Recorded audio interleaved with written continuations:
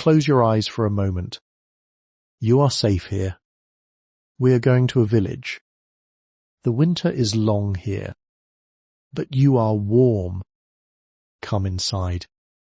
Before we step through that low, heavy door, before we cross the threshold into the firelight and the warmth and the slow, unhurried rhythm of a Viking winter, there is something I want to ask of you.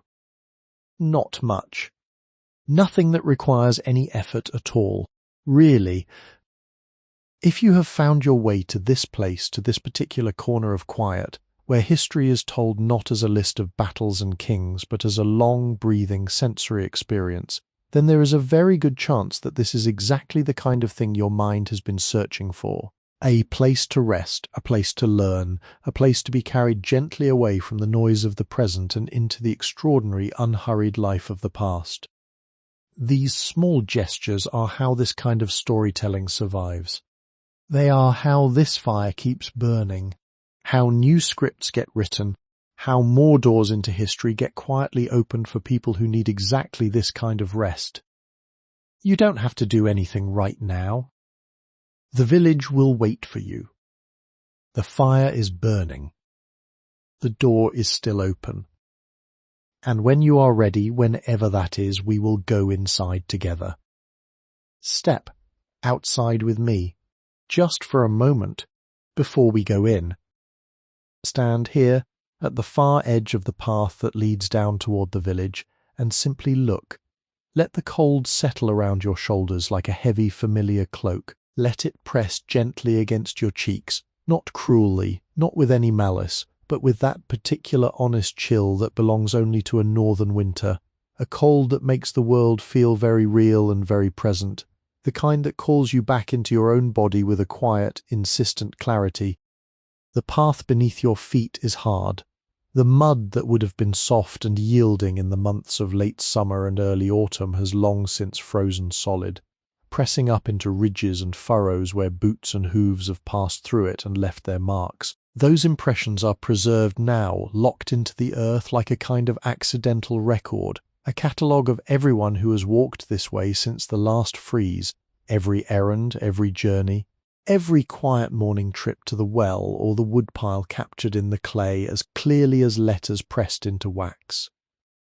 Snow has fallen, it has been falling with a comfortable regularity for many weeks now, and the world beneath it has been slowly, gently erased and remade. The sharp edges of stones are softened, the angular corners of chopped wood stacks are rounded and smoothed. The roof of the nearest storehouse, a low, broad building set slightly apart from the main cluster of homes, carries its burden of white with an almost deliberate composure, the way an old person carries a heavy coat without complaint, having long since learned the necessity of it. The village itself sits in the curve of a small valley, sheltered on three sides by the dark, patient body of the forest and open on the fourth side to the fjord. The water of the fjord is not entirely visible from here. A low, pale mist has settled over it, the kind of mist that rises from water that is still warmer than the air above it, a gentle exhalation of the earth itself, slow and dreamlike, drifting upward in loose ribbons before dissolving into the grey and lavender sky above. Count the buildings, if you like. But first, look at the smaller structures around it. To the left, slightly downhill and separated from the main hall by a distance of perhaps 30 paces, there is a building from which a thin column of dark smoke rises with great purpose and urgency, darker than the pale wisps that drift from the Longhouse's roof vents, and carrying with it, even at this distance, the distinct metallic mineral scent of hot iron and burning coal. This is the smithy. The smith has been working since before first light, which at this time of year arrives so tentatively and so briefly that most of the day's work must be done in firelight regardless. The rhythmic sound of his hammer, that low, patient, unhurried percussion, has been part of the village's daily music for so long that the people here no longer consciously hear it, any more than they consciously hear the sound of the wind in the pines or the soft creak of the frozen branches above the path. To the right, further back toward the tree line, a long, lower building houses the animals. You can hear them faintly from here, the particular rumbling breath of cattle, the occasional shifting and stamping of hooves on packed earth floors, a sound like distant slow thunder, the warmth of those animals, of their bodies packed close together in the winter darkness of the byre, radiating heat with the unconscious generosity of all living things, has kept more than one Viking family alive through the deepest stretch of a hard season. The shared warmth of animal and human pressed into the same building, a pragmatic and ancient intimacy.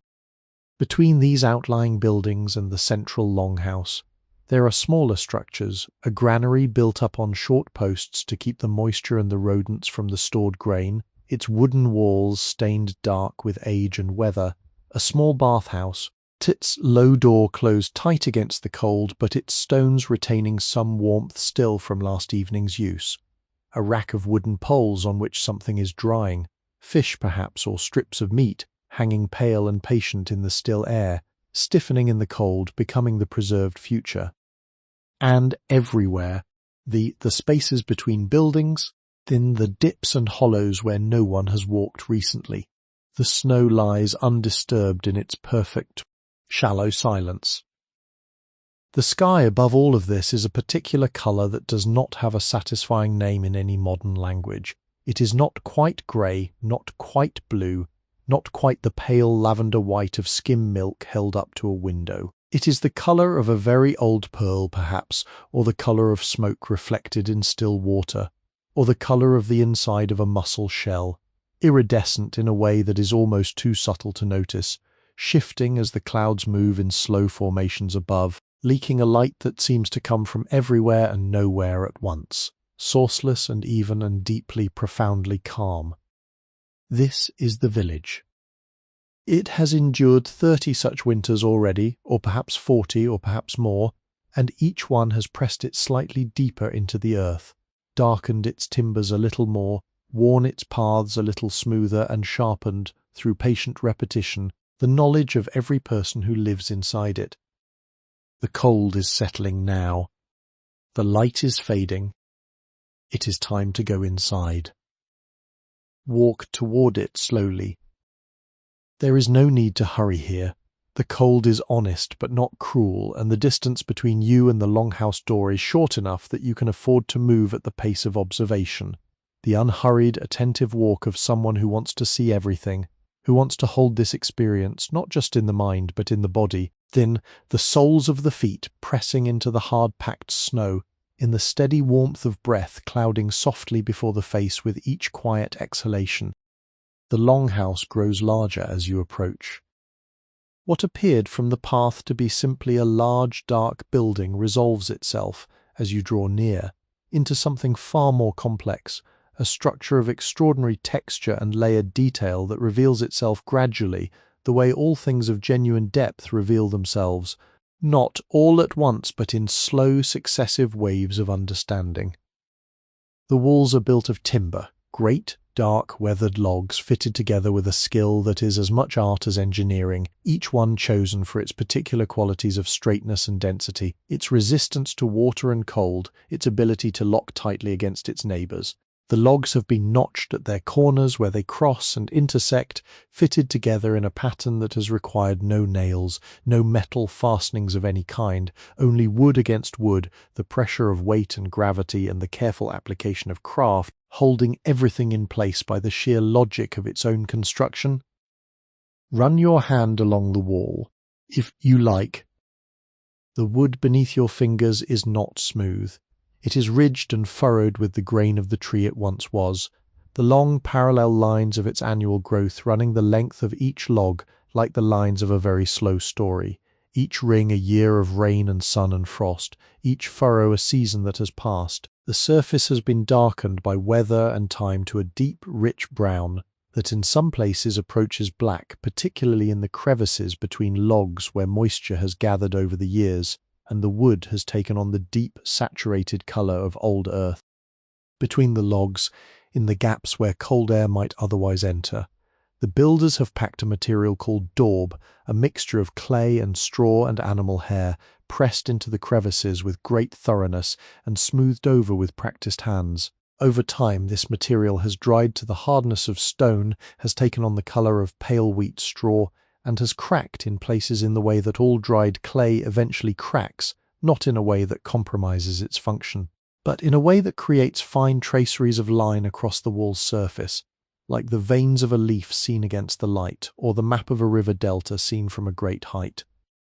The roof rises above you now, steeply pitched, its angle sharp enough that the snow that has fallen on it slides away rather than accumulating, though at the lower edges it has built up into a thick, overhanging cornice of white that hangs over the entrance like a heavy, slow wave frozen at the moment of its breaking. The roofing material is turf, thick slabs of it cut from the meadow in summer and laid in overlapping layers, grass side down against the wooden boards beneath, earth side up to the sky. By this deep point in winter, the grasses that once grew from the turf have died back to a uniform pale brown, and the whole surface of the roof has taken on the colour of very old honey, warm even in the grey light, faintly golden, textured with the fine, dreary stems of dead vegetation that tremble very slightly when the wind passes over them, making a sound so quiet it is almost below hearing, a whisper below the threshold of whispers. Somewhere beneath that turf, heat is escaping. You can see it, or rather you can see the evidence of it, in the two smoke vents cut into the ridge of the roof, from which pale, thin columns of smoke rise with a steady, unhurried persistence. The smoke is pale grey, almost white, carrying the specific, deeply comforting scent of burning birchwood and pine, a smell that speaks directly to something ancient in the human nervous system, something that recognizes fire as safety, as warmth, as the center of the known world. The smoke rises in those loose, drifting columns for perhaps 10 feet above the ridge before the cold air catches it and begins to pull it apart, to disperse it into the general atmosphere of the valley, so that there is at all times a faint haze above the village, not unpleasant, not obscuring, but present, a gentle olfactory signature of habitation, of life, of the persistent burning that has not gone out in this building for as long as anyone can remember. The door is low. This is the first thing you must understand and accept. You will need to bend, you will need to duck your head and step carefully over the threshold, which is raised several inches above the ground to prevent the snow and mud of the path from being tracked directly inside. The door itself is made of heavy oak planks, fitted together with wooden dowels and braced with 2 horizontal bars of the same material, and it hangs on leather hinges, thick, well-oiled leather cut from cattle hide, supple enough to flex without cracking even in the deep cold. Worn, smooth at the edges from the 1,000 hands that have pushed and pulled this door over the years of its service. On the door's exterior surface, near the top, someone has carved something.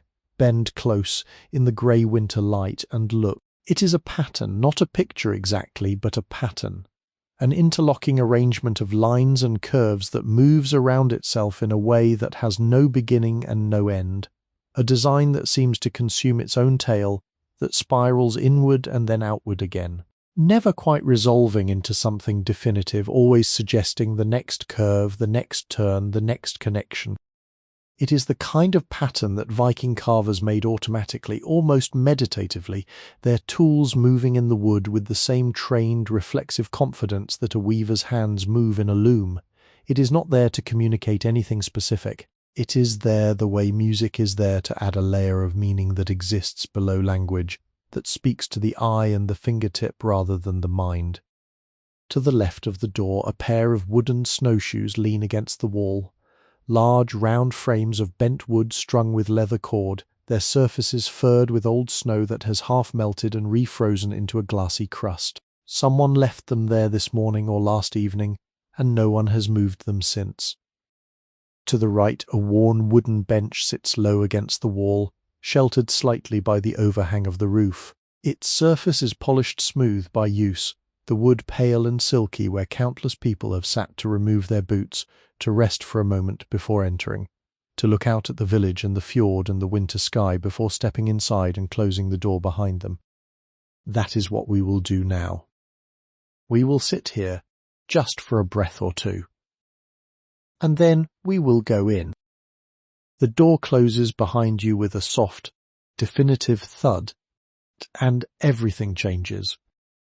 The cold does not disappear entirely, it never does in a Viking longhouse in the deep winter. Not in the far corners where the warmth of the fire cannot quite reach. Not in the spaces near the walls where the daub and timber can only do so much against the patient insistence of the frost outside. But the cold retreats, it steps back. It becomes a secondary presence, something acknowledged at the edges of the room rather than felt as the dominant condition of existence. And what takes its place, what fills the space that the cold gives up, is warmth and light, and the extraordinary complexity of smells that accumulates inside a building where people have been living and cooking and sleeping and breathing for many generations. Pause just inside the door and let your eyes adjust. The transition from the pale, even sourceless light of the winter afternoon outside to the interior light of the longhouse requires a moment of patience. The room does not reveal itself all at once. It emerges gradually from the dimness, detail by detail, the way a landscape becomes visible as morning fog lifts. First the nearest things, then the middle distance, then at last the far end of the hall, still partially wrapped in shadow, even when your eyes have done their best work.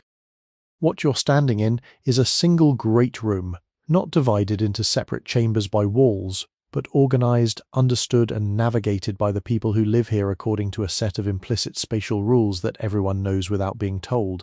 The room is long, longer than you might have expected from the outside, stretching perhaps 20 meters from the door at this end to the far wall at the other, its width roughly 1/3 of that, so that the overall shape is rectangular but with a slight taper, the walls curving inward very subtly toward the far end, the way a ship's hull tapers toward the stern.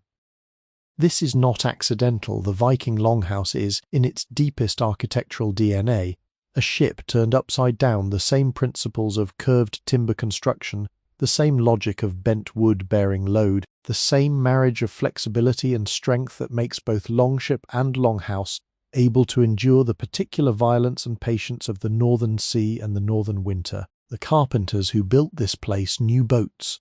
Their hands knew how wood behaves under stress, how it flexes rather than snapping, how curves distribute force more gracefully than angles. And when they built walls and roof lines, they brought that knowledge with them, translated it from the language of the sea to the language of the land.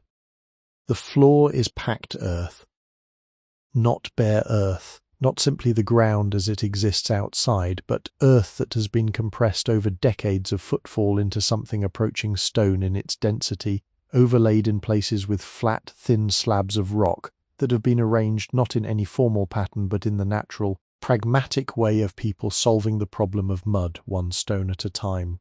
In the warmest part of the room near the central hearth, the floor has been spread with dried grass and rushes, a soft, fragrant layer that whispers underfoot as you walk across it, releasing as you step the faint green-brown scent of dry vegetation, of summer meadow compressed into this small indoor winter gesture. The central hearth is the heart of everything. It is not a fireplace set into a wall. It does not have the luxury of a chimney. It is a long open fire built directly in the centre of the hall's floor, contained by a low rectangular border of large flat stones that have been blackened by fire and polished by heat and time, into a deep matte surface that absorbs the light around it rather than reflecting it. The fire burning within this border is substantial, not a campfire, not a small careful flame, but a proper working fire built of split birch logs and fed with a steady attention, its base a deep bed of glowing orange coals from which the flames rise with a slow, swaying, hypnotic confidence. The light this fire casts is nothing like the light of any modern source. It is warm, genuinely, physically warm in its colour, amber and gold, and the deep rows of embers at the edge of combustion. And it moves, it is never still. It breathes with the draughts that move through the room. It swells and dims with the rhythm of the fire beneath it. It sends long, wavering shadows up the walls and across the ceiling in a constant, slow dance that makes the entire room feel alive. That gives the carved wooden posts and the hanging bundles of dried herbs, and the fabric partitions strung between beams a quality of gentle, permanent motion. The smoke from this central fire rises, ideally, straight up through the open vents in the ridge of the roof. In practice, on still days it does. On days when the wind is gusting and shifting, it does less well, and the upper third of the Longhouse's interior exists in a pleasant, dreamlike haze, a mild blue-grey atmosphere that stings the eyes if you stand in it for too long, but that, at the safe lower levels where people spend most of their time, merely adds a faint, sweet sharpness to the air, a note of wood smoke that is so constant and so familiar to the people who live here that they have long since ceased to consciously smell it, the way we cease to consciously notice the ambient sounds of our own homes. Along each long wall of the hall, raised platforms of packed earth and timber run the entire length of the room. These platforms, wide enough to sleep on, to sit on, to work on, to eat on, are the primary furniture of the Viking Longhouse. They are everything at once: bench, table, bed, workstation and social stage, the raised edges defining the different zones of life as clearly as walls might in another kind of building. The platforms are covered in furs and rough woolen blankets, layered thick against the cold that seeps up from the ground even through the insulating earth of the platform. And in the daytime they are the places where people sit with their work in their laps, their weaving, their carving, their rope braiding and tool mending, while the fire burns in the centre of the room and the winter presses quietly against the walls outside. Above the platforms, the walls are hung with things. With tools on wooden pegs, axes, hand saws, coils of rope, bundles of fishing line, with shelves cut into the wooden frames holding clay pots and wooden bowls, and the folded squares of fabric that are not currently in use, with bundles of dried plants hanging upside down from the lowest beams, their stems tied with bits of cord, their leaves and flowers dried to a perfect papery stillness, yarrow and juniper, dried mushrooms threaded on string, the dark clustered berries of something medicinal whose name would mean nothing to you, but whose properties the grandmother of this household knows the way she knows her own heartbeat. From somewhere on the far side of the hearth, the smell of food is drifting toward you. Something is cooking. Something warm and rich and savoury. Something made of root vegetables and salted meat and the dark, aromatic stock of bones that have been simmering since this morning, filling the room with a smell so deeply comforting that your body responds to it before your mind has time to name it. The fire crackles softly. The shadows move on the walls. Someone is already sitting by the hearth, and they have looked up at your arrival with the calm, unhurried expression of a person who is entirely at home in their world. You have arrived. Move deeper into the Longhouse now, past the central hearth with its steady-breathing fire, and let your eyes travel to the sides of the great room, to the places along the wall platforms where the light of the fire does not reach quite so directly, where the shadows gather in comfortable, undemanding pools, where the noise and activity of the main hall softens and retreats like a wave pulling back from a shore. This is where the sleeping alcoves are. In the older styles of Norse construction, in the longhouses of earlier generations, people slept simply on the raised wall platforms, wrapped in whatever furs and blankets they owned, surrounded by whatever objects composed their daily lives, with no partition between sleep and waking, between private and communal, between the inner self and the social world. But in this village, in this particular household that has grown and evolved and refined its practices over several generations, the people who live here have done something that speaks to a deep and very human impulse.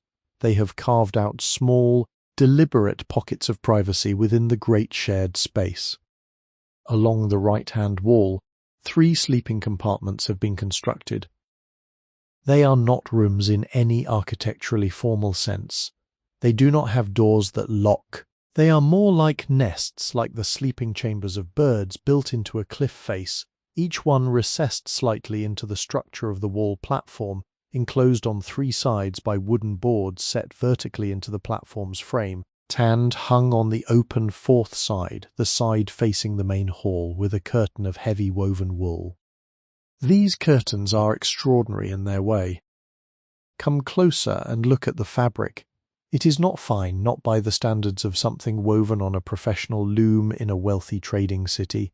It is rough woven, its threads unevenly spaced in places where the weaver's tension varied, its surface slightly nubbled and irregular in the way that all handmade fabric is irregular, not imperfectly but honestly, with the quality of something made by a human hand for a human purpose rather than by a machine for a commercial one. The colour is a deep, warm rust red, not uniform but variegated, lighter in some areas and darker in others depending on how the natural dye absorbed into the fibres of the wool, so that the overall effect is of something living, something that shifts slightly in the firelight, that has depth and warmth and a certain quiet vitality.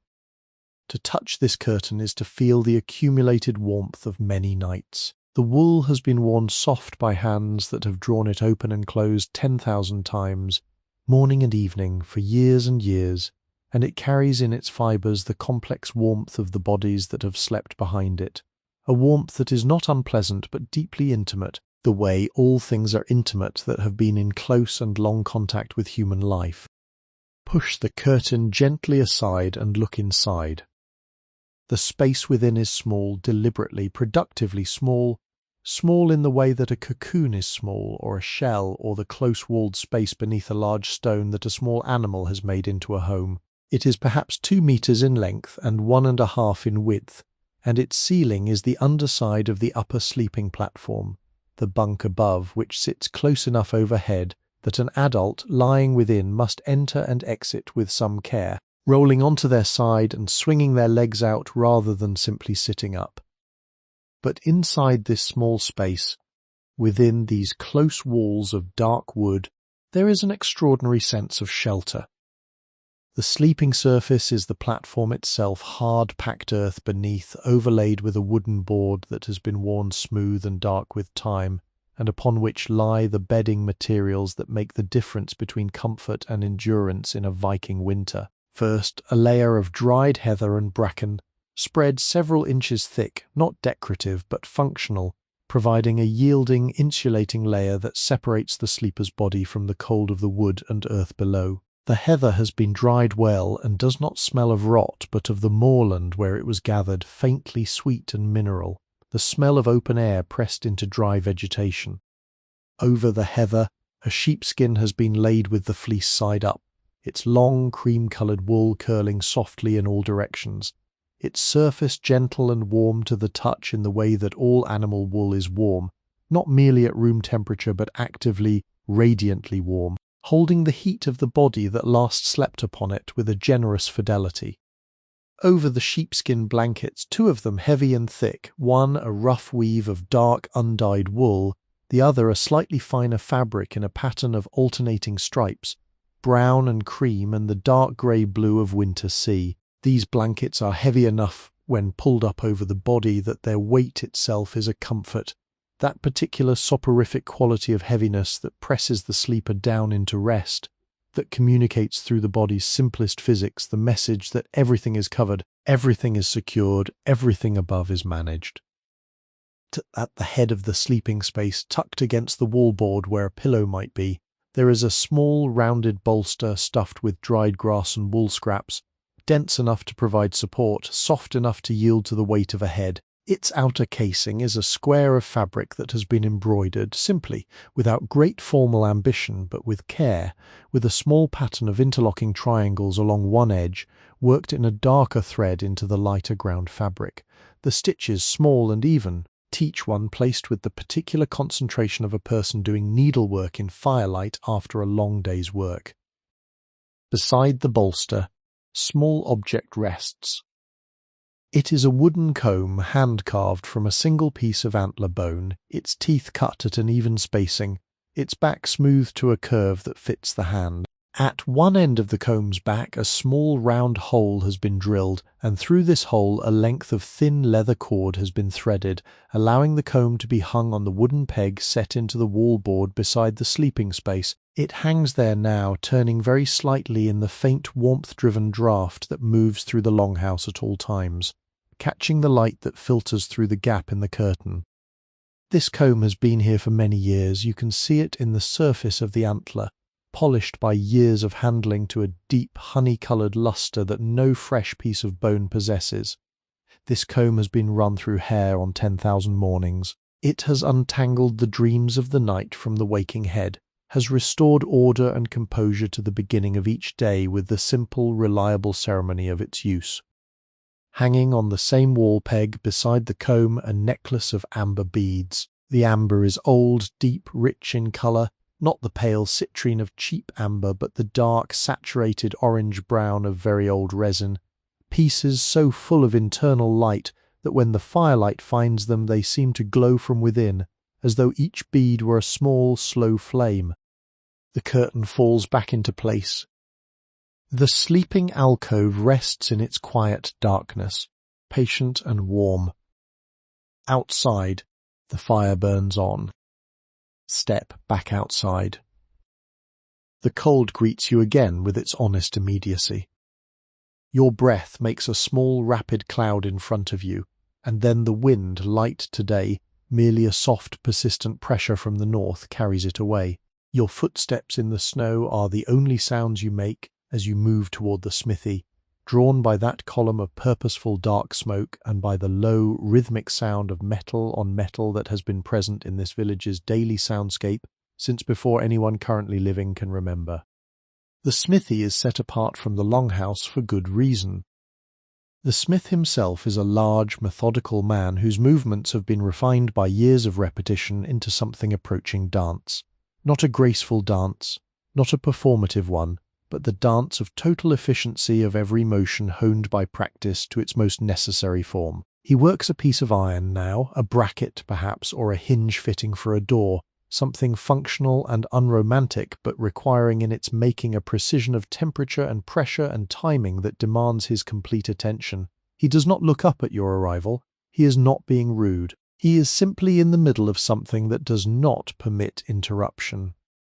The tools of his trade hang on the wall behind him with the same care and intentionality that a musician's instruments might be stored. Tongs of various sizes for holding different shapes and thicknesses of metal, from small delicate ones with narrow jaws for gripping wire and thin rods, to large heavy-jawed tongs capable of gripping a slab of iron the size of a man's hand. Hammers, a broad-headed striker for rough shaping, a cross-peen for drawing metal out in a particular direction, a set punch for marking surfaces, files and rasps, their teeth worn smooth in some places and still sharp in others, their wooden handles black with oil and use.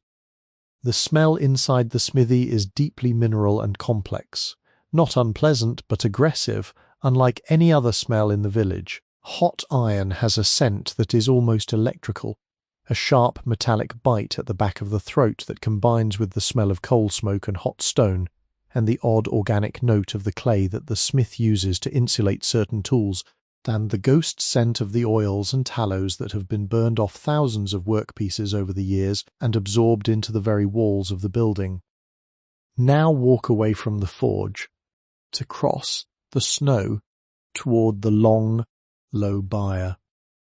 The animal building is warm in an entirely different way from the smithy animal warm, breath warm, the warmth of many large bodies pressed together in a small space and sharing their heat with a communal generosity that has nothing philosophical about it, but everything practical. The door here is wide enough to admit a cow, and it opens with a creak of its hinges onto a long, dim passage flanked on both sides by wooden stalls.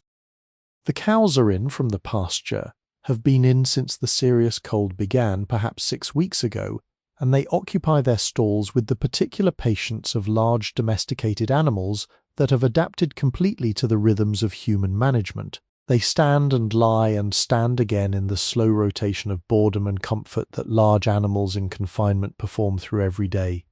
Their bodies are immense. Their breath comes in long, slow exhalations that fog the air in the immediate vicinity of their broad noses, and their eyes, large, dark, rimmed with pale lashes, regard you with a calm, undemanding interest that is neither hostile nor particularly welcoming, but simply present, simply awake.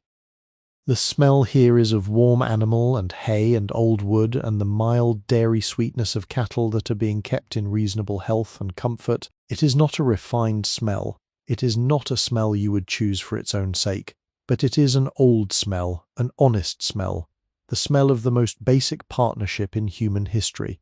The alliance between the people who needed the milk and the warmth and the labour, tanned the animals who provided all of these things in exchange for shelter and feed and the simple security of the enclosure. Between the cows and the far wall, a row of wooden bins holds the winter's fodder. Dried hay pressed into dense blocks, a pile of turnips going slightly soft at the edges, dried grass in loose bundles. The management of this fodder, ensuring it lasts until the spring grass grows and the animals can be turned out to graze, is one of the central anxieties of the Viking winter, a mathematics of sustenance that the head of household runs through mentally with a quiet, continuous background calculation, checking the reserves against the estimate of days remaining, adjusting, planning, hoping. Back outside again, into the cold. The storehouse on its raised legs waits in silence, door shut tight, to Protestant its contents, the smoked and salted and dried and pickled provisions that will carry this village through the winter, locked away in the careful cold dark that preserves them. Everything in this village has its place. Everything serves its purpose. The winter makes that clarity absolute. There is a moment, to Protestant the deepest part of a Viking winter, when morning is indistinguishable from night. But morning begins well before the sun. The first person to wake in this household is always the same person, the eldest woman, whom everyone calls grandmother, though her actual relationship to each member of the household varies. She is perhaps 60 years old, which in this time and place makes her genuinely ancient, a repository of knowledge so deep and so wide that the family around her navigates by it the way a sailor navigates by a fixed star, not always consciously, but always with reference to its position. She wakes in the darkness of her sleeping alcove and lies still for a moment. She draws back the curtain and swings her legs over the edge of the platform. The air on her bare feet is cold. She does not recoil from this. She has lived through 60 winters, and her body has made a complete peace with cold air, has ceased to treat it as an emergency and learned instead to treat it as the reliable, consistent texture of winter mornings, be moved through with efficiency and without complaint. She reaches for her shoes, heavy, thick-soled affairs of cow leather, lined with wool, sitting at the edge of the platform where she placed them last night, and puts them on. Then her outer tunic, pulled from the peg inside the alcove, then the heavy wool shawl she wraps around her shoulders. She moves to the hearth. The coals are deep and good, banked carefully last night against the sides of the stone border, covered with a thin layer of ash to slow their consumption but never extinguished, because the fire in this longhouse has not been fully extinguished within living memory. To let the fire go out completely is more than merely inconvenient, it is a rupture in the continuity of domestic life, a small but real catastrophe that requires the use of flint and steel and dry tinder to repair, and that carries with it a vague quality of bad luck, off a break in the household's chain of good management. She kneels by the hearth, her knees on the dried rushes, the face close to the warm stone border, and begins to work. First, the ash is swept aside with a small bundle of bound twigs used for exactly this purpose. The motion is practiced and gentle, revealing the coals beneath, still glowing a deep, steady orange at their hearts, still holding warmth that has been preserved through the night like a small guarded secret. She leans close and blows. Her breath is slow and directed, not a forceful puff, but a long, steady exhalation at a low angle. The breath of someone who has done this so many times that the technique is entirely automatic. The exact angle, the exact force, the exact duration that coaxes the coals from their overnight conservation into something more active, more expressive. The coals respond. Their orange deepens, brightens, moves toward red. The faintest suggestion of flame appears, a small blue-orange ghost of fire that flickers and dims and then returns, slightly stronger, slightly more confident. She adds small pieces of wood. First, the finest kindling, dry, thin sticks of birch split to the thickness of a finger, placed carefully across the brightest part of the coals in a loose, airy arrangement that gives the young fire room to breathe. Then, as those catch slightly larger pieces, the fire comes back to life. The room lightens perceptibly, not dramatically, not with any sudden illumination, but with a gradual, gentle increase in warmth and visibility, the amber light beginning once more to reach into the corners and touch the hanging bundles of herbs and the sleeping curtains of the wall alcoves and the dark, smooth surface of the large clay pot that hangs from its iron hook above the hearth. This pot comes down now. She fills it from the water vessel that has been sitting near, but not too near. The hearth overnight, not frozen but barely above freezing. The water cold enough that when she pours it into the pot she can feel the chill radiating from the vessel's surface. Into the pot goes oats, scooped from a wooden bin near the wall, and a handful of dried fruit, small wrinkled pieces of apple that were dried in the autumn and stored carefully and now give up their concentrated sweetness slowly as the water heats around them, releasing a thin, sweet steam that is the first scent of the day. The household is beginning to wake. From behind the sleeping curtains, the sounds of movement, the soft thud of feet meeting the platform, the creak of wood, a muffled cough, the whisper of heavy fabric being drawn aside. Children emerge first. They always do. Their bodies springing back from sleep with the elastic readiness of youth, making the transition from horizontal to vertical with a speed that their elders have long since lost. They come to the fire, drawn by its warmth and by the instinct of 10,000 mornings, and arrange themselves near its heat with the uncomplicated directness of people who know exactly where the best place to be is. Dog appears from the far end of the hall, Tet's nails clicking softly on the stone flags near the door, tail moving in a slow, reliable arc of greeting. Porridge bubbles softly in the pot. The fire burns with its restored confidence. Food in a Viking winter is not a simple subject. It is not a matter of stepping to a market or reaching into a well-stocked larder and choosing what appeals to you on a particular morning. It is a subject that requires thought, planning, the accumulated knowledge of generations of people who learned through hard experience, through lean years and adequate years and the occasional terrible year, how to convert the abundance of summer and autumn into the sustenance of winter, how to preserve, how to extend, how to make enough last long enough, and how to do all of this in a way that produces food worthy of the word. The Viking winter table is, by modern standards, limited in its variety. By its own standards, by the standards of people who have never known any other winter table and whose palates and appetites have been calibrated by a lifetime of eating exactly this food in exactly this season, it is simply what food is. It is familiar, comforting, and when it is well made, genuinely good. The foundation of winter eating here is porridge.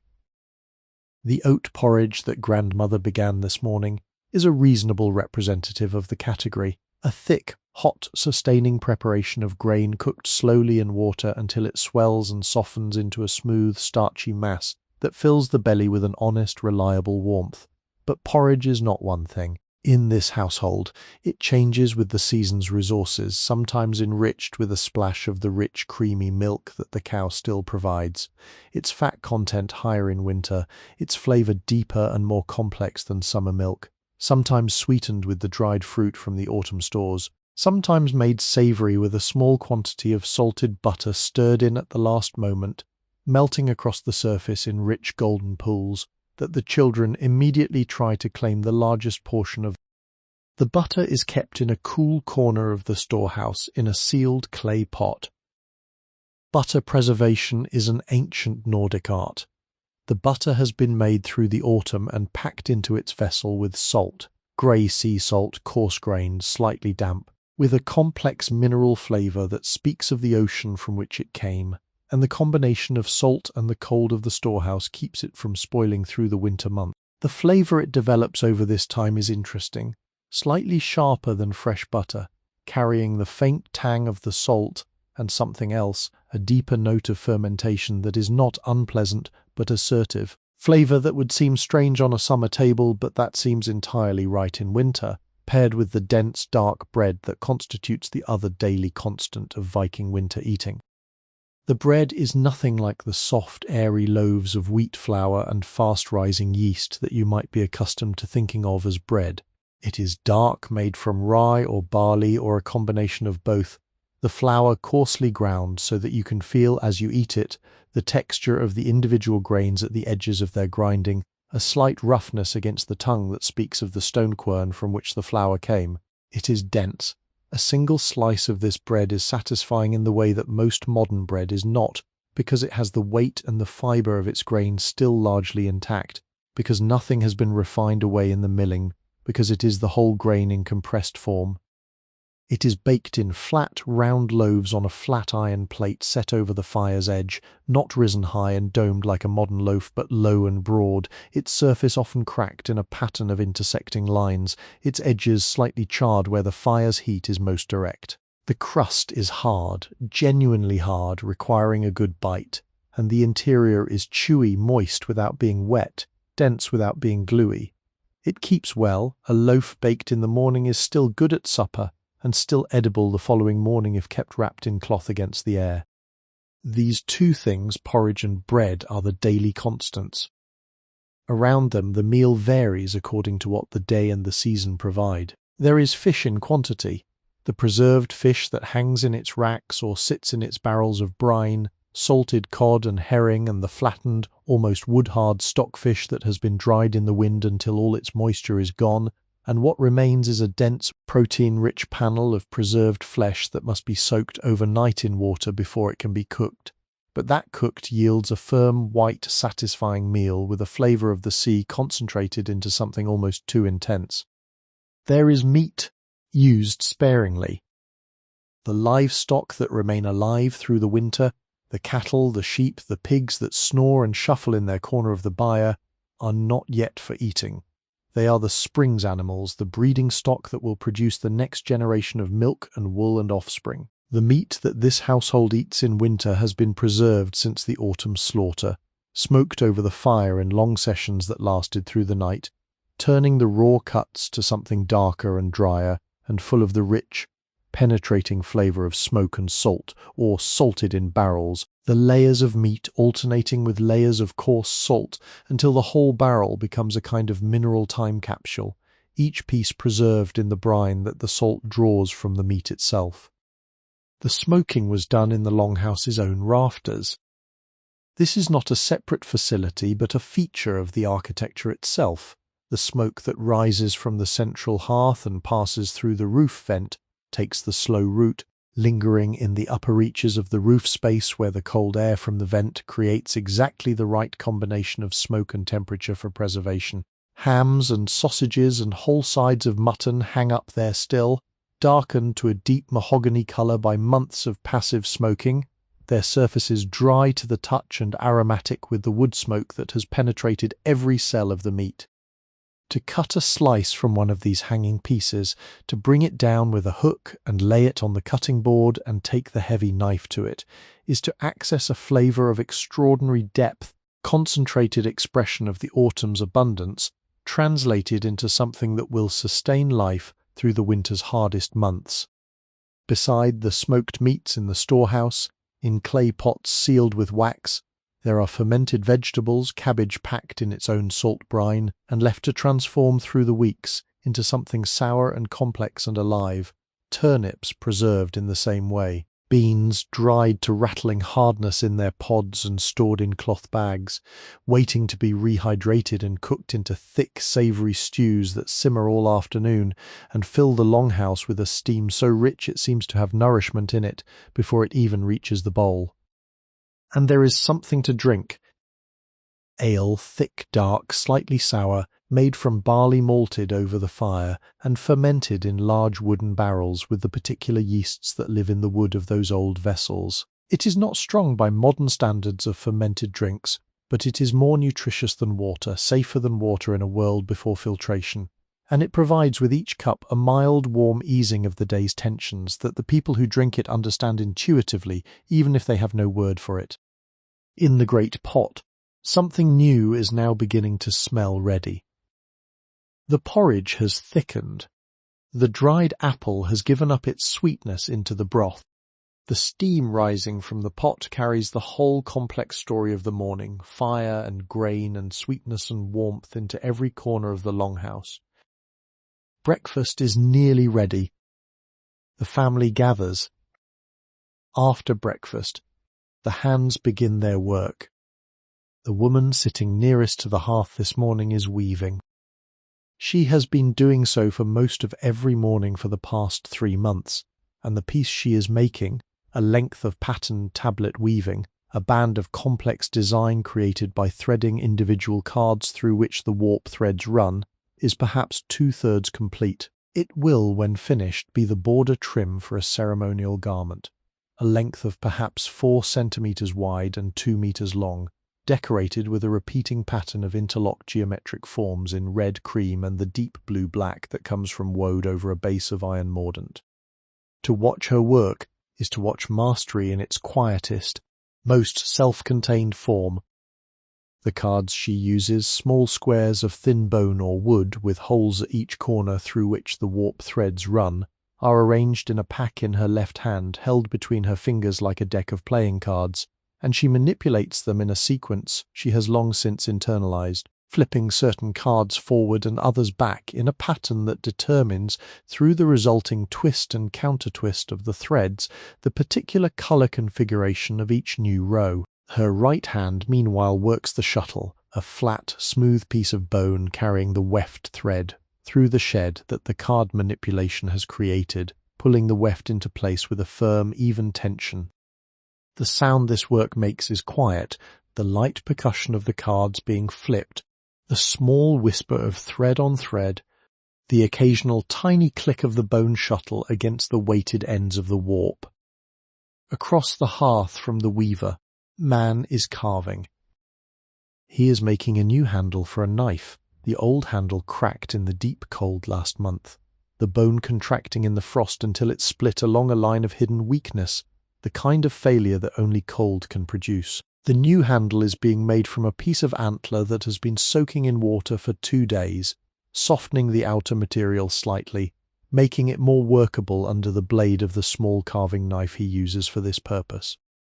His knife is astonishing in its smallness, a blade perhaps 4 centimeters long, mounted in a handle no bigger than 2 fingers pressed together, honed to a cutting edge so fine that it seems to have no thickness at all at the tip. He uses this blade not with the sweeping strokes of rough carving, but with tiny, precise shaving strokes, removing material a layer at a time, following the shape that already exists inside the antler, and coaxing it out with the patience of someone who understands that the object he is making is already there, waiting, and that his job is simply to remove what is not it.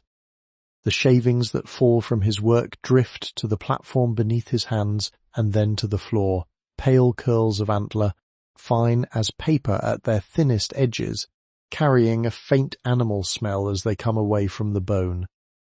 He will work on this handle for 3 or 4 more days. There is a teenage boy at the far end of the platform braiding rope. The rope will be used to lash cargo in the spring when the boats go out, a pragmatic and unglamorous task, but one that requires both strength and precision, because a rope that is too loosely braided will stretch and slip under load, and a rope that is too tightly braided will be stiff and difficult to work with quickly. He has 3 lengths of rough-spun flax cord laid across his lap, each perhaps 1.5 meters long, and he is braiding them with a 3-strand technique that he learned at the age of 7, and has been refining ever since, his hands moving in the alternating over-under rhythm of braiding without any conscious oversight from his mind, which is elsewhere following the thread of a story he was told last night, turning it over, examining its parts. Near the sleeping alcoves, the younger children are also occupied. The eldest girl, perhaps 9 years old, is spinning. She sits on a low stool with a drop spindle resting against the floor at her feet.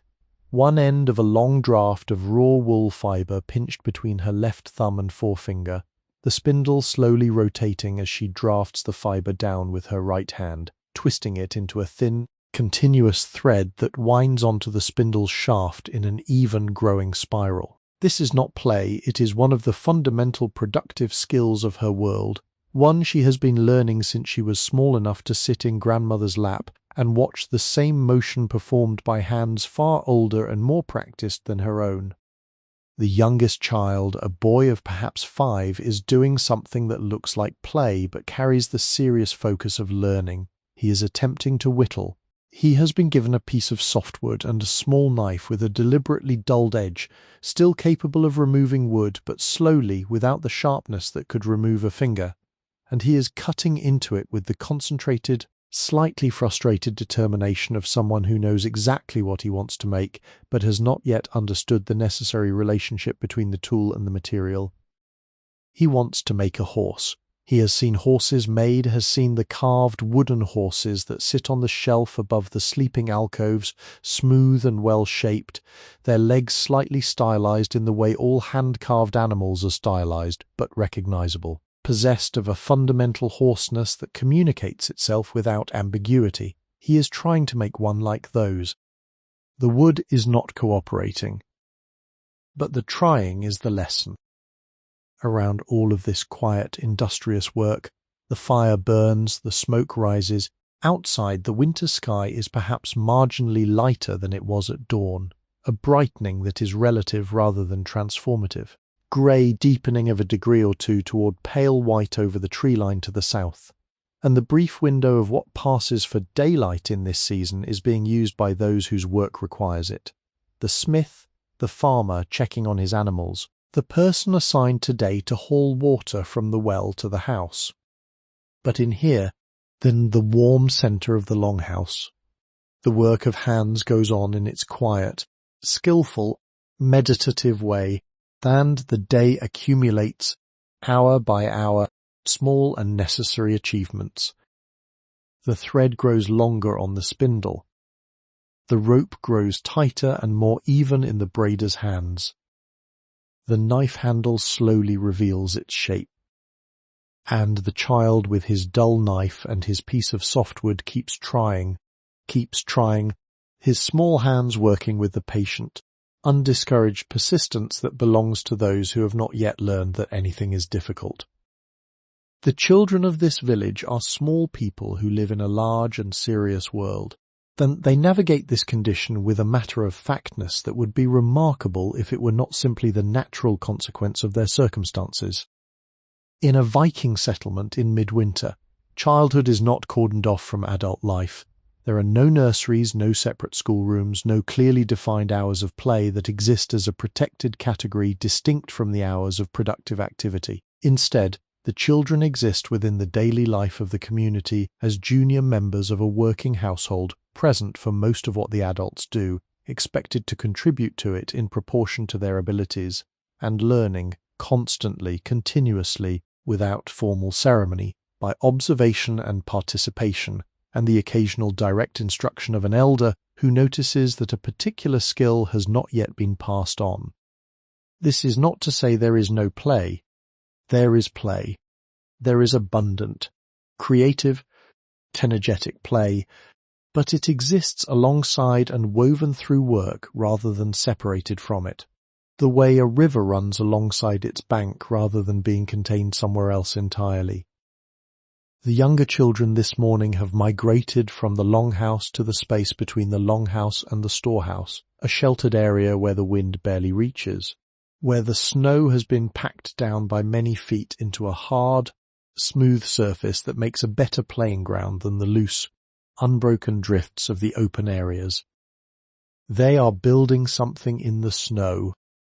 It began as these things do without a plan, just the first pressing of a handful of snow into a ball, which became the pressing of more snow onto the ball, which, as the ball grew large enough to roll, became a shared project of rolling it across the smooth snow surface, accumulating more snow with each revolution, the ball growing heavier and larger until it required two children to push it and then, eventually, grew too heavy to move at all.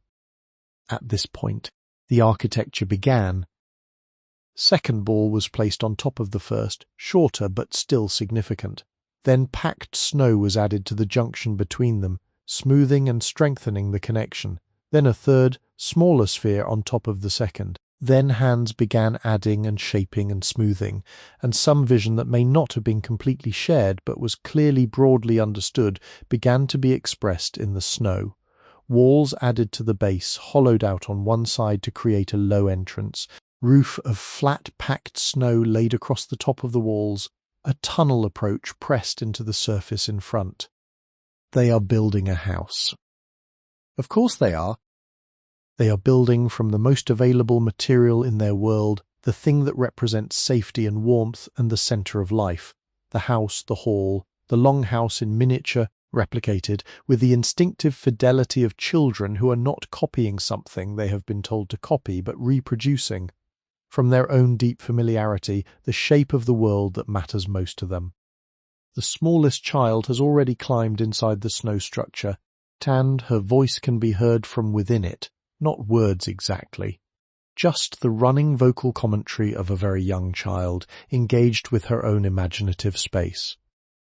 In the afternoons, after the light has peaked and begun its early decline, the children come back inside, and the education continues in a different register. Grandmother teaches letters today.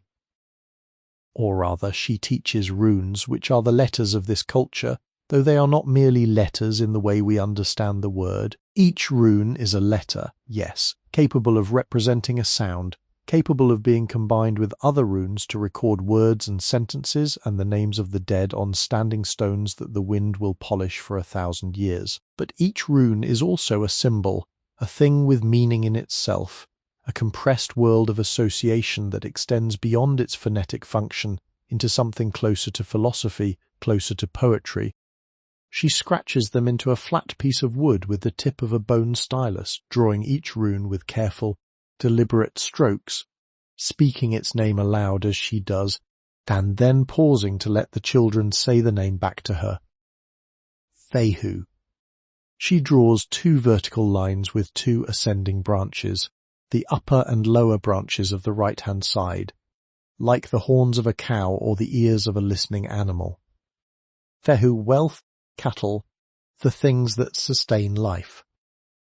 Uruz, the broad arch of 2 unequal legs joined at the top. Uruz, the wild aurochs, the untamed strength of the natural world. Thurisaz, vertical staff with a single triangular point jutting from its middle.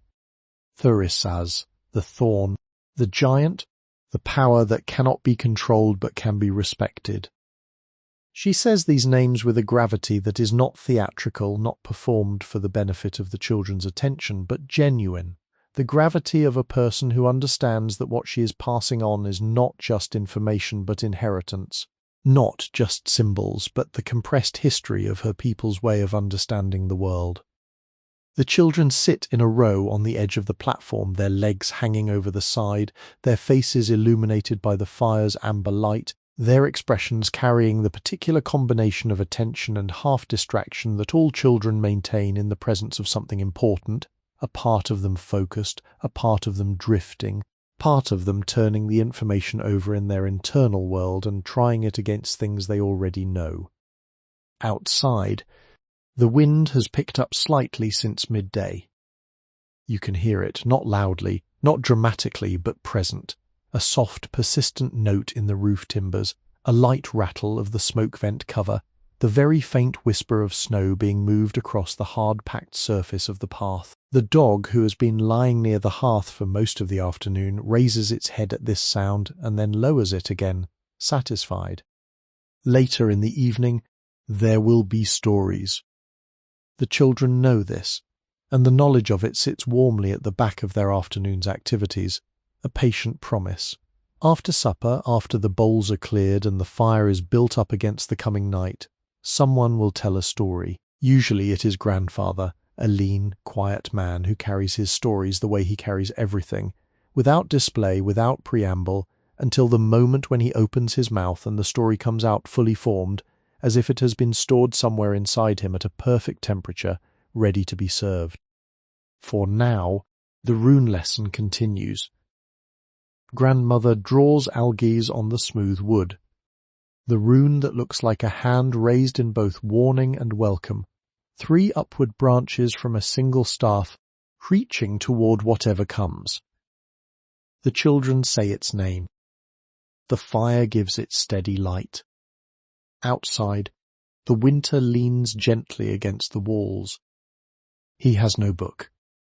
This is the first thing to understand about the skald, about the storyteller who sits near the fire tonight with his back against the carved wooden post that marks the centre of the hall's social space, his long legs stretched toward the hearth, his hands resting in his lap with a casual relaxed readiness that might be mistaken for idleness by someone who did not know what was about to happen.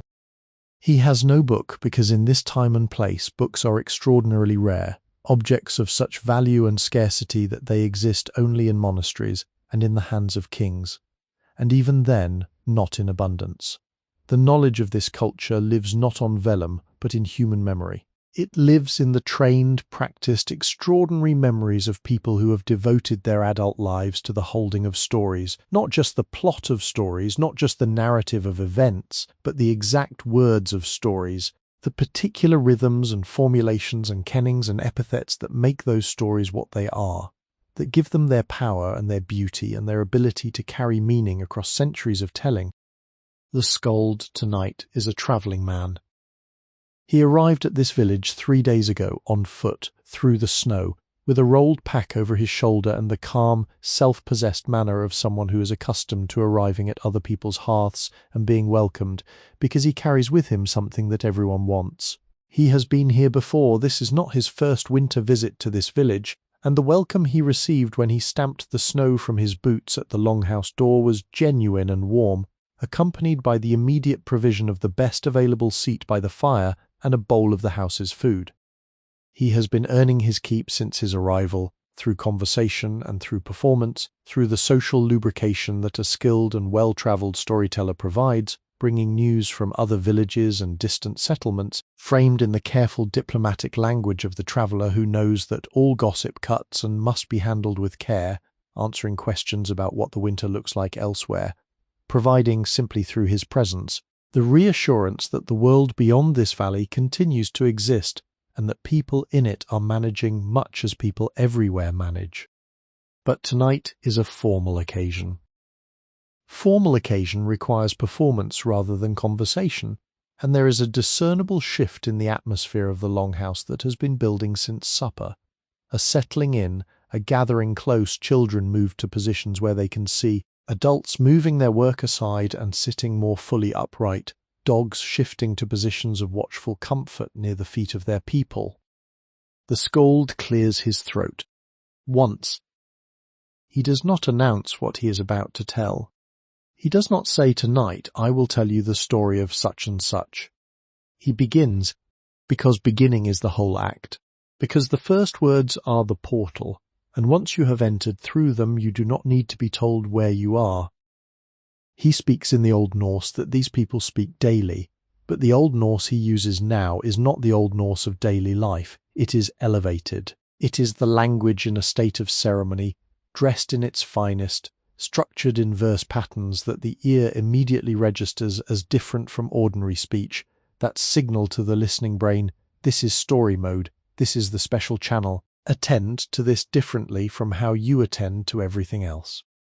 The kennings begin to appear almost immediately. He does not say the sea, he says the whale road. He does not say the sky, he says the roof of the wind. He does not say gold, he says fire of the river. These compressed two-part metaphors, the Norse kenning, the central poetic device of this oral tradition, are not decorative flourishes. They are a whole philosophy of language expressed in miniature, each kenning asking the listener to hold two things in mind at once and find the image in their intersection, to do a small act of imagination with every other phrase.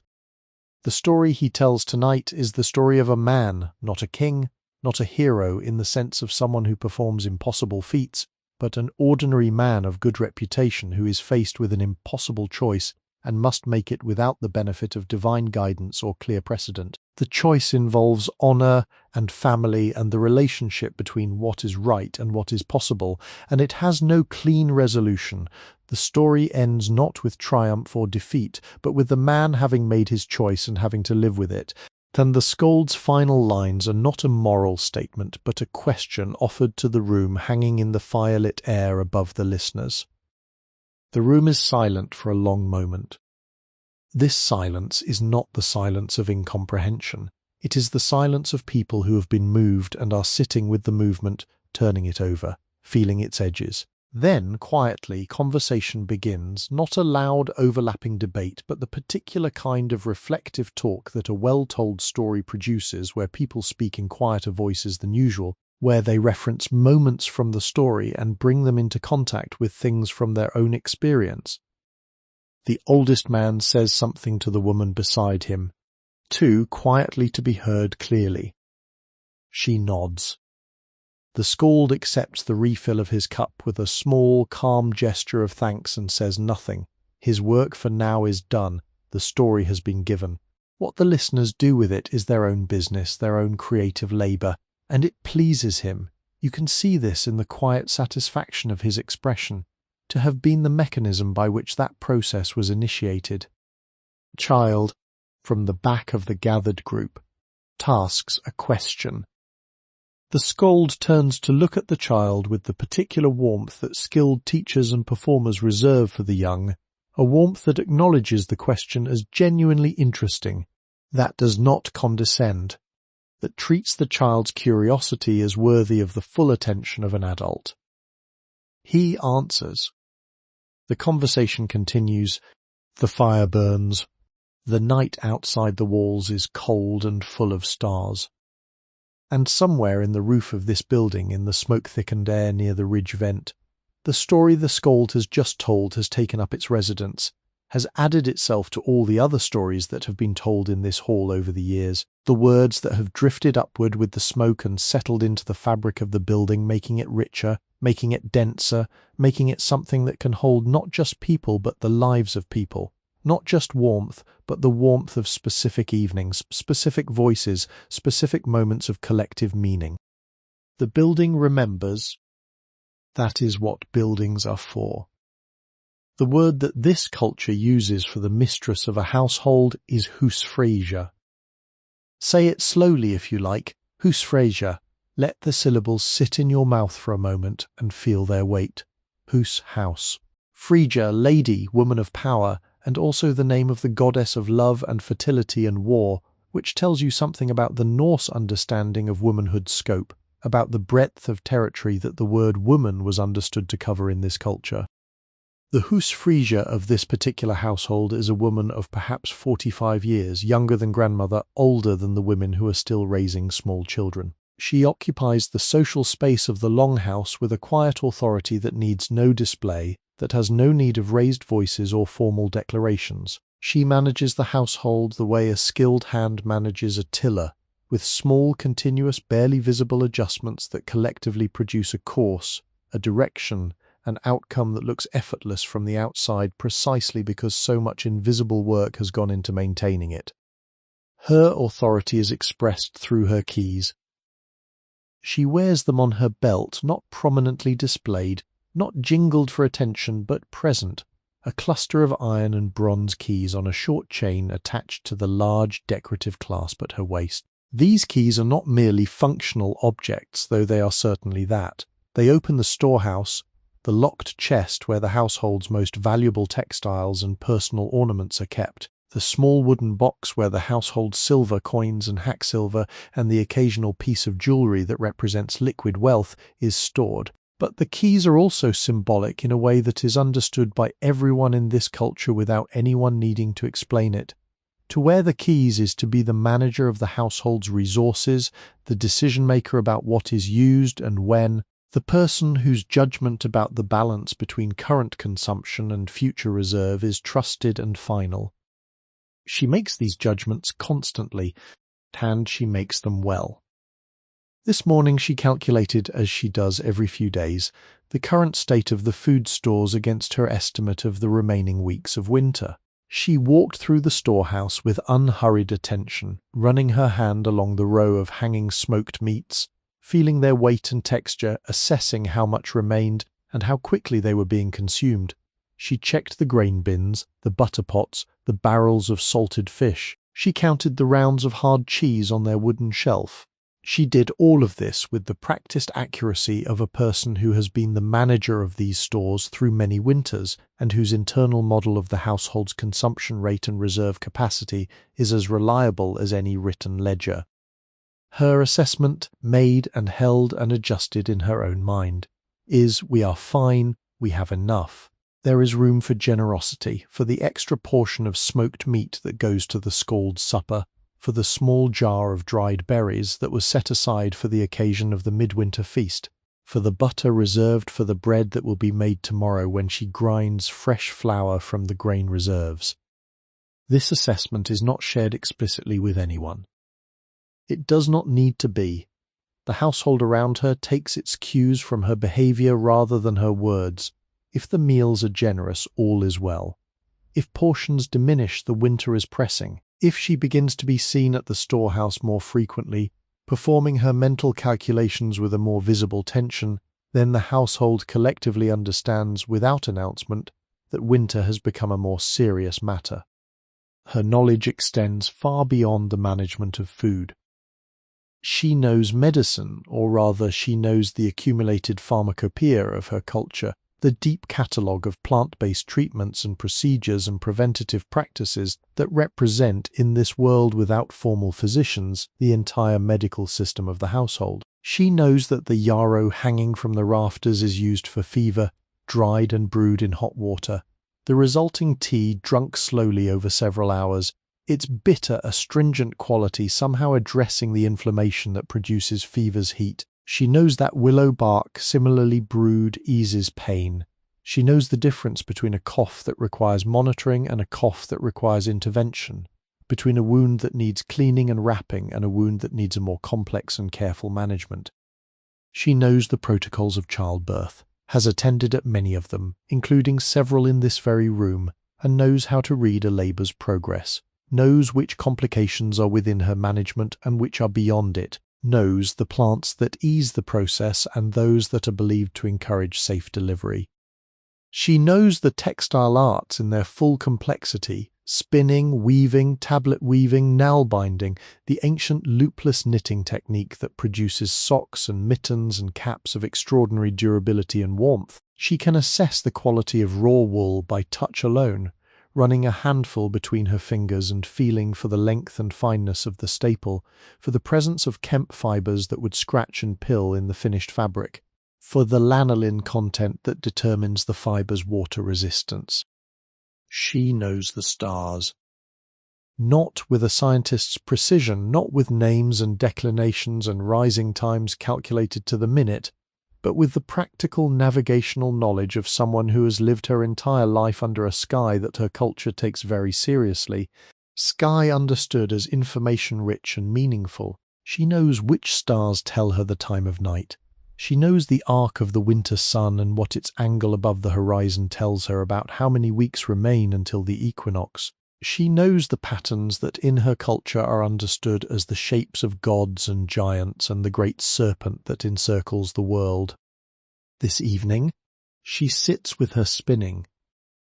The drop spindle turns below her hand, a slow meditative rotation that produces, minute by minute, the thread that will become cloth, that will become clothing, that will keep someone warm through next winter and the winter after that. The thread she makes is fine and even, its twist consistent, its weight uniform, the thread of an expert spinner, produced without conscious attention. While her mind moves through the day's calculations and the evening's social texture and whatever private thoughts occupy the interior of a person who is, in the quiet competence of her daily management, holding the household together, grandmother sits across from her.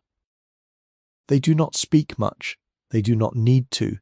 They have been in this room together for 25 years, and silence between them is not absence but presence, a communication conducted below language, in the shared knowledge of everything they have managed together, everything they have watched over and worked for and worried about and seen safely through. The fire burns between them. Their hands move in their separate rhythms. The house is warm. Proximity is the fundamental challenge of Viking winter life. Not the cold itself, not the darkness, not the finite and carefully managed food supply. Though all of these are real and require real management, the deepest challenge is this: many people sharing a small space for a very long time. The Longhouse in winter is not merely a place to sleep. It is the entire world for weeks at a stretch: the workplace, the kitchen, the schoolroom, the sick room, the meeting hall, the space of conflict and the space of resolution. Everyone is always present. There is almost no such thing in the winter longhouse as being truly alone. For a culture that values independence and personal honor as deeply as the Norse do, this presents an interesting philosophical problem, and the solution they have developed over generations of trial and error, winter after winter spent working out the rules by which it is possible to be this close to other people for this long without the arrangement becoming catastrophic, is a complex and largely unwritten code of social behavior that governs nearly every aspect of daily life. The central principle is reserve. Not coldness, reserve. The distinction is important. Reserve means that you do not put all of yourself into the common space at all times. It means you maintain an interior life, a private territory of thought and feeling and preference that is understood to be yours and not subject to the constant commentary of others. It means you do not display frustration or irritation or disappointment in large ambient ways that make your emotional weather everyone else's problem.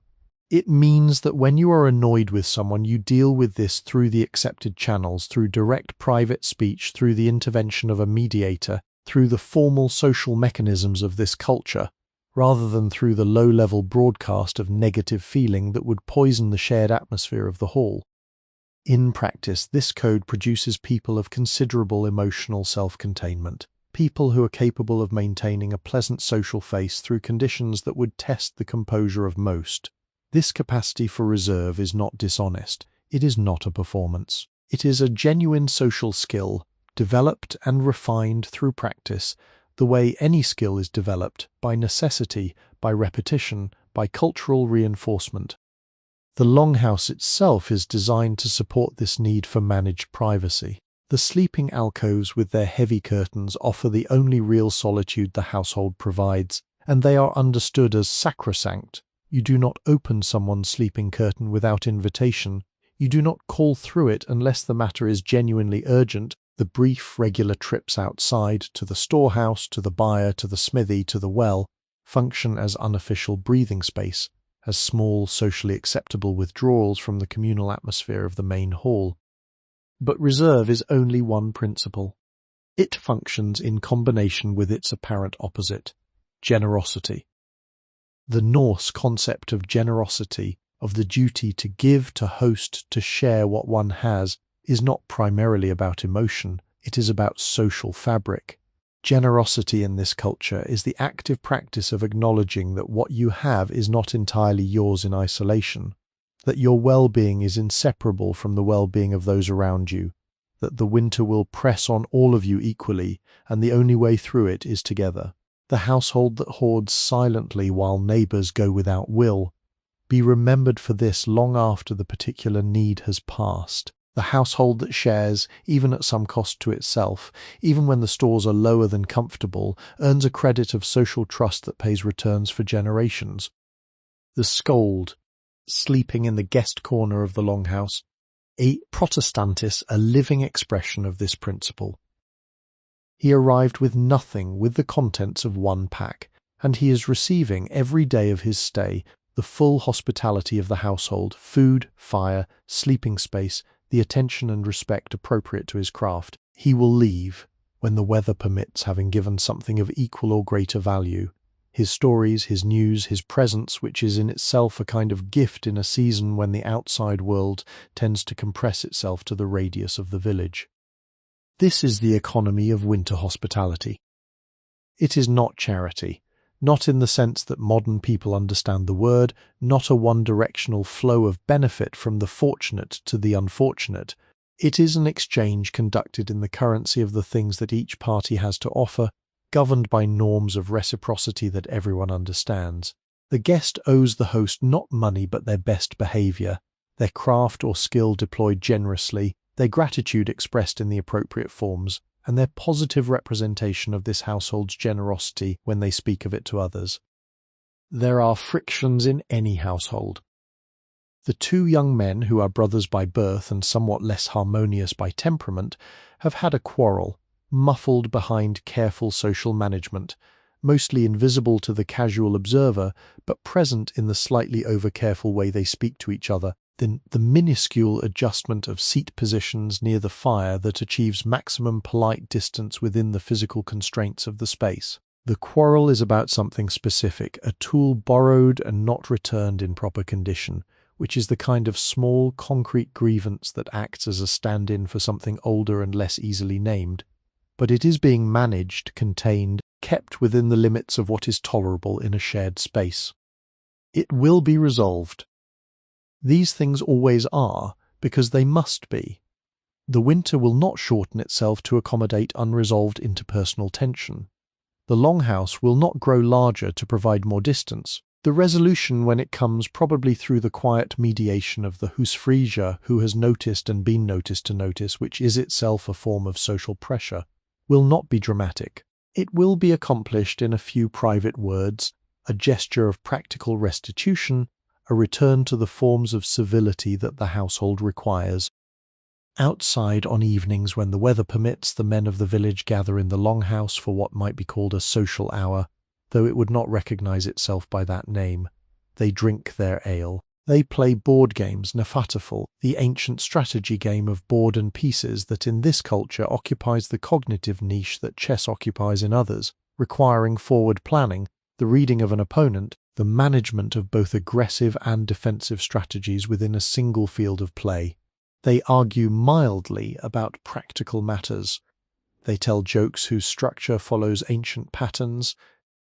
They are men who have known each other their whole lives, whose fathers and grandfathers knew each other, who will be known by their children's children, who exist in the particular relationship that only long, intimate, multi-generational community produces, a relationship beyond mere friendship or acquaintance, something more like being part of the same organism. The fire burns in the centre of the room. The game pieces move. The ale is passed. Outside, the winter night is deep and cold and full of stars. There is a teaching that lives inside the darkness. Not a formal teaching, not something written in any text or recited in any ceremony, though it is reflected in both, but a teaching that is administered directly, experientially by the simple fact of the Viking winter and the kind of consciousness it produces in the people who live through it, winter after winter, from childhood to old age, until the rhythm of the long dark becomes as natural and unquestioned as the rhythm of their own breathing. The teaching is this: absence is not emptiness. This is a subtle distinction, and it takes a winter, perhaps many winters, to fully understand it. In the outside world, in the culture you carry with you into this story, darkness is often understood as the absence of light, cold as the absence of warmth, silence as the absence of sound. These formulations are grammatically correct, they are physically accurate, but they are missing something. They are describing negative space in purely negative terms, and the Viking winter does not permit this imprecision for very long. The long dark of a Norse winter is not the absence of light. It is its own thing. It has its own qualities, the way it makes the stars seem closer, the way it amplifies sounds, so that you hear the creak of settling ice on the fjord from inside the longhouse, the way it creates the particular intimate atmosphere of lamplight that is unavailable to summer, when the sun makes its long arc across the sky and lamps are unnecessary and the subtle, warm, enclosed quality of firelit darkness cannot exist, because there is no darkness in which it can be distinguished. Grandmother understands this. She does not have a philosophical vocabulary for it. She does not say the long dark is a teacher in so many words, but she lives this understanding and she transmits it through behavior rather than statement. She does not, at any point in the winter, speak of the darkness with resentment or impatience. She does not count the days until the return of light with the anxiety of someone enduring a deprivation. She inhabits the darkness with the same equanimity with which she inhabits the warmth of the longhouse as an existing condition of the world, one that has its own particular gifts and that will in time be replaced by the next condition. This relationship with darkness is built into the Norse cosmology. In the Norse understanding of the world, darkness and light are not in opposition so much as they are in alternation, part of the same cycle, each containing the seed of the other, neither final nor permanent. The darkness of winter contains within it the returning light, the same way a seed contains within it the future tree.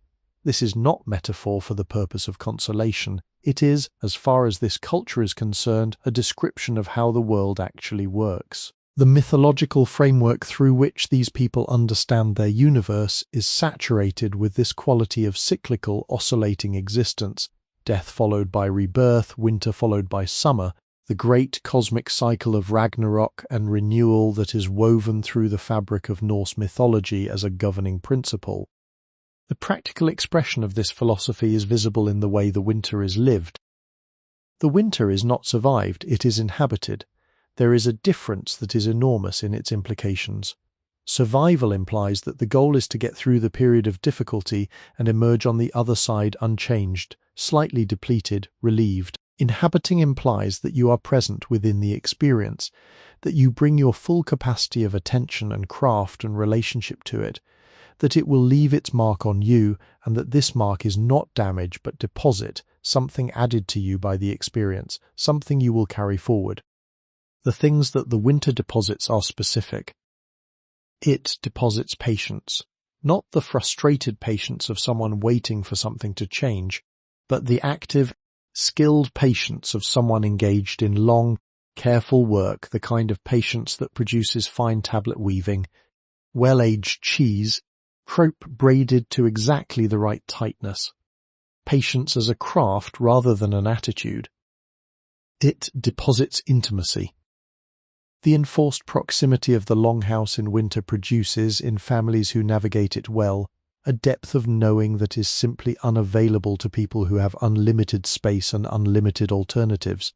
You know the sounds your family makes in their sleep. You know the exact cadence of your mother's breathing when she is tired and when she is worried, and when she is concentrating deeply on something. You know which angle of the fire's light makes your father's face look young and which makes it look old. You know the precise footstep of every person in the household, the exact weight and rhythm of it, so that you know who is coming down the hall before they appear, the way a musician knows a note before it is sounded. This depth of knowing is intimate in the truest sense, not merely physical closeness, but a knowledge that goes all the way down, that has no unexplored surface, that has been arrived at through the slow accumulation of presence over many winters. The winter also deposits a particular quality of thought. The long evenings, the reduced demands of the outside world, the hours spent in sedentary work, weaving, carving, spinning, that occupies the hands but leaves the mind free. All of this produces a contemplative quality that the busy, sunlit months do not. People think more in winter. They turn things over more. They revisit memories, examine decisions already made, rehearse conversations not yet had. The inner life becomes richer, more detailed, more actively inhabited. And there is the sky. The winter sky of the north on the nights when it is clear, when no cloud obscures its extraordinary depth, is possibly the single most overwhelming visual experience that this culture regularly encounters, and it is free, available to anyone who steps outside on a clear night and tilts their face upward. The stars in this sky are not the stars of a modern city sky or even a modern rural sky. There is no light pollution in this world. There is no ambient glow of any kind between you and the stars except the faint aurora that sometimes appears, the northern lights, the curtains of green and pale rose that move across the upper sky with a slow, swimming grace that seems too large and too deliberate to be a natural phenomenon, that seems to demand a mythological explanation. The Norse explanation for the aurora is, not surprisingly, magnificent. But whatever explanation any particular person in this village applies to the display of light above them, the experience of standing in the cold dark outside the Longhouse, breath rising in a pale cloud, the village quiet around you, and watching those curtains of light move across the stars, that experience is the same for all of them. A full-body encounter with the scale of the world, a reminder that they are small and that the universe is very large, and that this smallness, properly understood, is not a cause for fear, but for wonder. They go back inside. The door closes. The fire is still burning. Religion in this village is not a thing you go to. It is a thing you are in always, the way you are always in the air or always in the winter. It does not happen in a dedicated building on a dedicated day of the week, under the leadership of a dedicated priest whose role it is to manage the relationship between ordinary people and the sacred, though there are sacred specialists, figures of ritual knowledge and religious authority who perform specific ceremonies at specific times. But the daily practice of Norse religion happens in the home, in the ordinary flow of ordinary days, the gestures and words and small observances that are woven so completely into the fabric of daily life that they are not experienced as religious activity separate from secular activity, but simply as the correct way to do things. The day begins, for this household, with a small spoken acknowledgement. It is not a formal prayer in the sense of a prepared text delivered on one's knees. It is more like speaking aloud a recognition, a sentence or two spoken toward the hearth, which is itself a sacred space, the home's most sacred space, threshold between the household's inner world and the larger world of the gods and the dead and all the forces that move through the universe, that marks the beginning of the day with a gesture of awareness. The words are simple. They mention the gods, specifically the household's favoured gods, the deities whose protection and interest they feel particularly aligned with.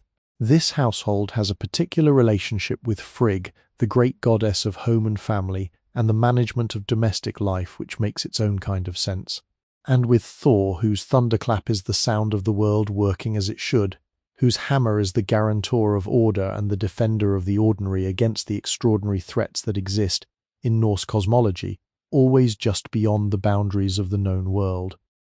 There are small figures in this longhouse. They are kept in a carved wooden box on a high shelf above the entrance to the sleeping alcoves, a position that is understood to be significant, occupying as it does the threshold between the sleeping and waking portions of the household's daily life, presiding over the passage from one state to the other. The box is old, older than the current household, older than anyone can quite account for. The wood so darkened and polished by age and handling that its grain has been almost entirely smoothed away. Inside the box, wrapped in a small square of fine linen, the figures. There are 3 of them.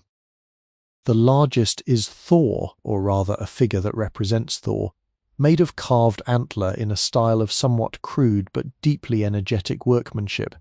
He holds a hammer that is disproportionately large relative to his body, which is theologically correct. The hammer is the point. His face has an expression of fierce, straightforward goodwill, the expression of someone powerful who is on your side. He is about the length of a human thumb from toe to crown. The second figure is a small-seated woman, and she is Frigg. She sits with a composure and a weight that her small size somehow amplifies rather than diminishes, her hands resting in her lap in the universal gesture of calm authority. She wears a kind of crown or headdress indicated by a series of short vertical lines carved into the material above her face, and her expression, as much as the carver managed to convey an expression in this material at this scale, is attentive and thoughtful. The third figure is less clearly identifiable. It is older than the other 2, you can tell this from the deeper patination of the material, the greater wear at its edges, and it may represent an ancestor rather than a deity, or perhaps a category of being that sits between those 2 designations, the land Vatir, the land spirits, the local inhabiting presences that in Norse religion have a reality and a relationship with the people who live in a particular place that is as important, for daily purposes, as the relationship with the great gods. These figures come out at specific moments. At the solstice, at the time of planting and the time of harvest, though those seem very far away from where we stand now, at births and deaths and marriages and the departure of boats, at the moments when the household feels the need to make its relationship with the sacred explicit rather than implicit, to move from the background acknowledgement that runs through every day to a direct frontal engagement. But there are also daily practices that are too small and too habitual to be called ceremonies.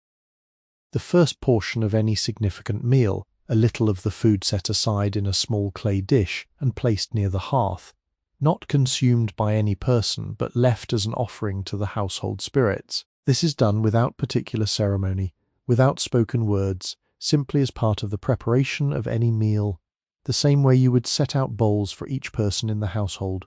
One more, always for the unseen. The speaking of the day's beginning and ending. The attention paid to dreams. Dreams, in this culture, are understood as one of the primary channels through which the sacred communicates with the ordinary, not always, not every dream, not every image that the sleeping mind produces. But some dreams have a different quality, a vividness and coherence and residue of meaning that persists into the waking day and demands attention. Grandmother's dreams are particularly respected in this household. She has a reputation for dreaming well, for producing from the night's interior landscape images and sequences that, when correctly interpreted, and she is considered capable of that interpretation, provide guidance for decisions or warnings of events to come. This morning she mentioned, quietly, while stirring the porridge, that she had dreamed of a horse standing in snow. She did not explain this. She did not say what it meant. But the mention of it was itself communicative. It placed the image in the shared space of the household's awareness, where it could move and be turned over by those who know how to read such things. The weather will change, the husfrija thought, hearing this. Or a visitor will come. Or something is shifting in the household's relationship with one of the forces that moves through the world. She will observe, today, with a slightly heightened attention to coincidence and correspondence, the way a person reads carefully when they suspect the text contains something important. This is the practice of Norse religion at its most ordinary and its most essential, not a departure from daily life but a deepening of it, additional layer of attention, refusal to allow the world to be merely what it appears on its surface. The gods are in the walls here. They are in the fire and the food and the carved box on the high shelf. They are in the dream of the horse standing in snow. They are, you know how to look, everything. The solstice has passed. It passed perhaps 3 weeks ago, or was it 4? The reckoning of exact days is not a precision that daily life requires here, and the calendar of this culture is lunar and approximate in ways that modern minds find unsettling, accustomed as they are to the absolute precision of numbered days and scheduled events. But the solstice has passed. Everyone knows this, not from a written calendar, not from a calculation, but from the accumulated evidence of daily experience. The light is coming back. The return of light after the winter solstice is one of the most quietly profound experiences that this latitude offers, and the people who live here are attuned to it with an intimacy that those who have always lived in more moderate climates cannot quite access. The change is real, but it is tiny. Today there are perhaps 3 minutes more of light than there were at the darkest point, and yesterday there were perhaps 3 minutes more than the day before that. These are increments too small to be consciously perceived on any individual day. And yet, over the course of the weeks since the solstice, the accumulated effect is becoming perceptible. The sky to the south, the middle of what passes here for afternoon, now a warmer shade of pale. Where 2 weeks ago the light at its apex was the flat, even grey of cloud and low sun, there is now, on clear days, a faint but genuine warmth in the colour, a suggestion of cream in the white, a very slight golden undertone to the south-facing sky that has not been present for months. The shadow cast by a standing person at midday is imperceptibly shorter than it was at the solstice. The sun, in its low arc across the southern sky, rises perhaps a finger's breadth higher above the tree line than it did at its nadir. These are small things. They are noticed. The way time is marked in this culture has a quality of patient, continuous observation rather than of counted units. There is not, in the daily experience of this village, a clock or a mechanical calendar announcing the date. What there is instead is the body's internal rhythms, the sky's observable cycles, and the seasonal catalogue of events. The events that happen every year at roughly this time and that serve as natural markers in the flow of time. At midwinter, there is the feast. The great midwinter feast, Yule, the Norse word for it, deep and resonant in the throat, has already been celebrated, and its celebration was one of the defining moments of this winter's social life. It was the occasion for which the extra provisions were being saved, for which the special beer was brewed in the weeks before, for which the household made its most deliberate effort at abundance and generosity, and the ritual acknowledgement of what has been and what is coming. The feast lasted 3 days. On the first day, the sacrifice, a specific animal designated well in advance, its offering understood as a reciprocal gesture within the relationship between this household and the forces it depends on. On the second day, the feasting itself, all the household and guests from neighbouring farms gathered around the longest fire, eating the most elaborate meal the season could produce, the preserved richness of the autumn laid out in its best form, the ale flowing with its measured but genuine generosity, the skald performing his longest and most formal pieces, the night loud with the particular warmth of collective celebration. On the third day, the recovery. The feast marks the solstice's passage the way a handshake marks the conclusion of an agreement. The darkness has reached its farthest extension and begun its retreat. The light is coming back. The world is doing what the world does, continuing its cycle with the magnificent, unhurried reliability that has always been its fundamental quality, and the feast is, at its deepest level, an act of recognition and of alignment, of the human community saying to the turning world, "We see you, we have been watching, we are here." After the feast, life returned to its winter rhythms, to the porridge and the bread and the work of hands by the fire, to the early dark and the long evenings and the slow accumulation of craft and story. But the quality of the winter has shifted, however slightly, however imperceptibly. The mood of the household is infinitesimally brighter, not because the cold has lessened or the stores have refilled themselves, but because the psychological landscape has changed. You are on the returning side now. The worst of the dark is behind you. Time, this place, not divided into equal, interchangeable units.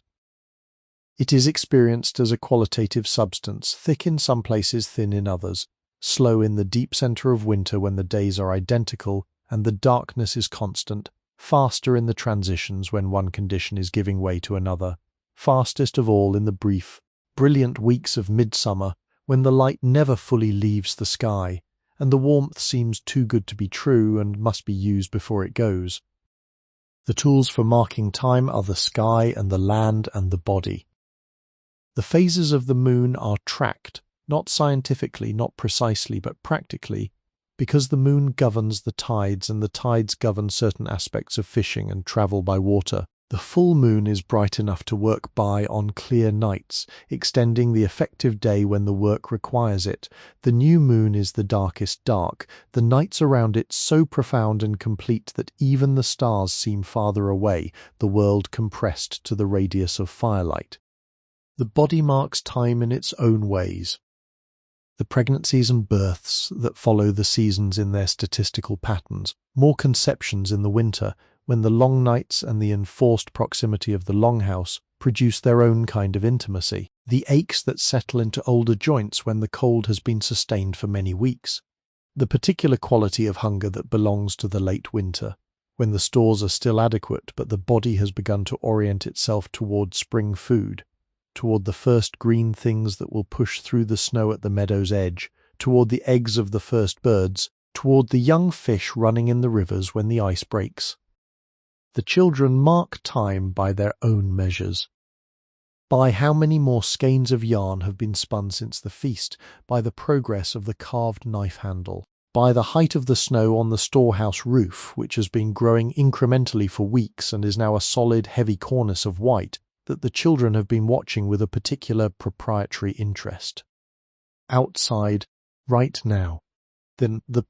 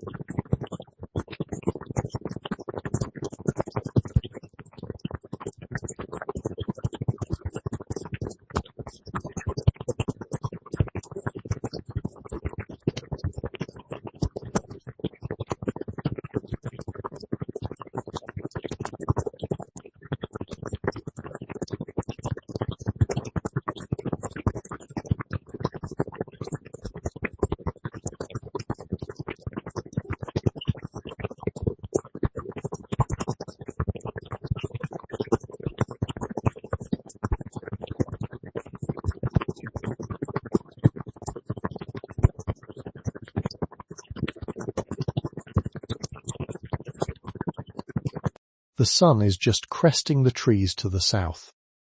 Its light falls across the snow at a very low angle, casting shadows that are longer than any summer shadow, blue-purple in the white field, and where it touches the surface of the snow it produces a phenomenon of extraordinary, quiet beauty. Every crystal in the top layer of snow catches the light and reflects it, so that the whole field between the Longhouse and the tree line is covered in a million brief, cold fires, each one no bigger than a pinprick.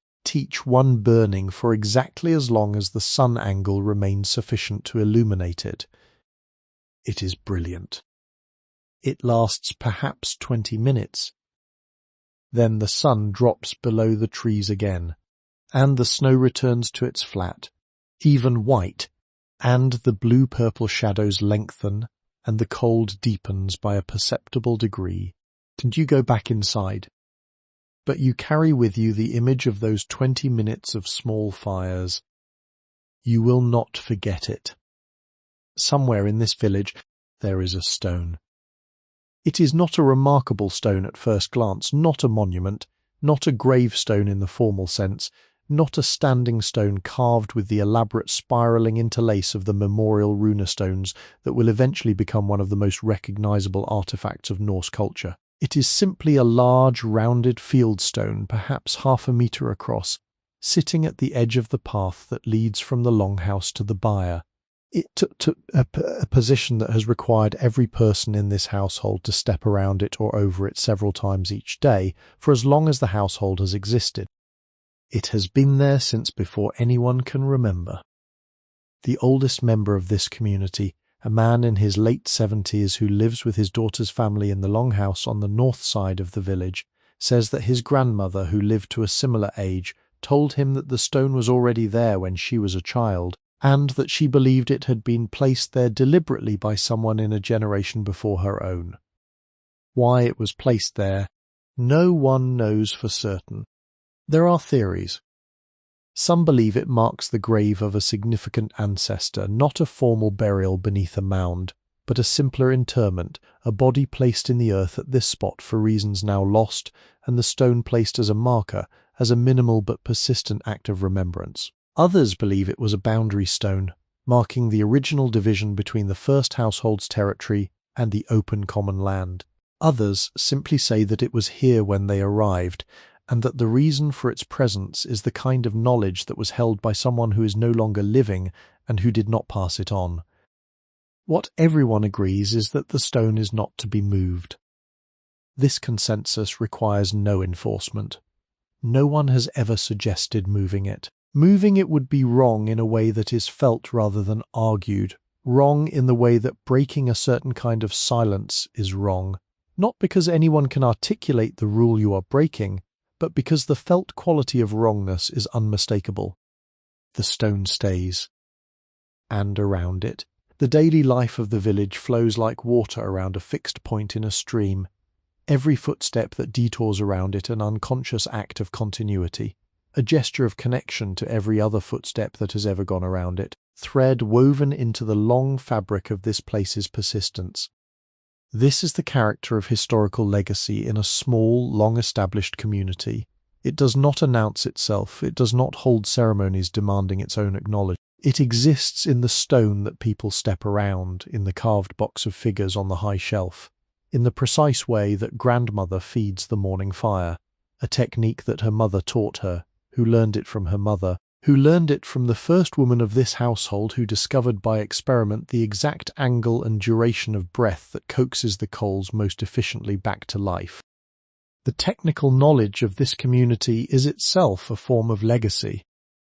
The knowledge of where on the fjord the fish run best in which season, the knowledge of which years the river tends to flood and which it does not, and what the early spring looks like when a flood year is coming, a particular combination of snow depth and melt speed that the experienced observer learns to read. The knowledge of which herbs in the forest are safe and which are not, which have medicinal virtue and in what preparation and at what dosage. The knowledge of the sledge route to the neighbouring settlement that avoids the section of the path where the ground is boggy even in deep frost, where an animal can break through the ice layer and injure a leg. None of this is written down. All of it is alive. It lives in the people who hold it, transmitted through the slow, continuous pedagogy of shared life. Child observing adult, apprentice watching master. The younger generation absorbing through 1,000 unspoken transactions of attention and imitation, the accumulated competence of those who came before. And when a person dies who holds a piece of this knowledge, when the person who knows the exact location of the good clay deposit, or the particular way to read the sky for tomorrow's weather, the sequence of words that belong to a specific ceremony, something is lost that cannot be fully recovered. The knowledge does not transfer automatically or completely, it transfers imperfectly, partially, in proportion to how completely it was shared before the loss. This is the deepest anxiety of an oral culture. Not the anxiety about food or cold, or the threats that exist beyond the tree line, but the anxiety about the fragility of everything that lives only in memory, only in the warmth of a living mind. The care that this culture takes with the transmission of knowledge, the storytelling, the deliberate teaching of children, the respect accorded to elders who carry the deep archive of accumulated experience, is not mere social courtesy, it is a response to this anxiety. It is the community's ongoing, imperfect, never completed attempt to defeat the inevitable erosion of the past. And there is something else that survives, beyond knowledge. There is character. Character is the most durable legacy, more durable than objects, more durable than knowledge, more durable even than stories, because it is transmitted not through deliberate pedagogy, but through the simple fact of being in the presence of someone who has it, and allowing yourself to be shaped by that presence. The patience that this winter teaches, the deep, practiced, unresentful patience of people who have inhabited darkness many times and know what it contains, will be in these children's bodies and nervous systems for their entire lives. The generosity that they witness at this table, the extra portion set aside for the unseen, the best seat given to the stranger at the door, will be in their hands when they are the ones doing the giving. 50 years from now, and their children are watching.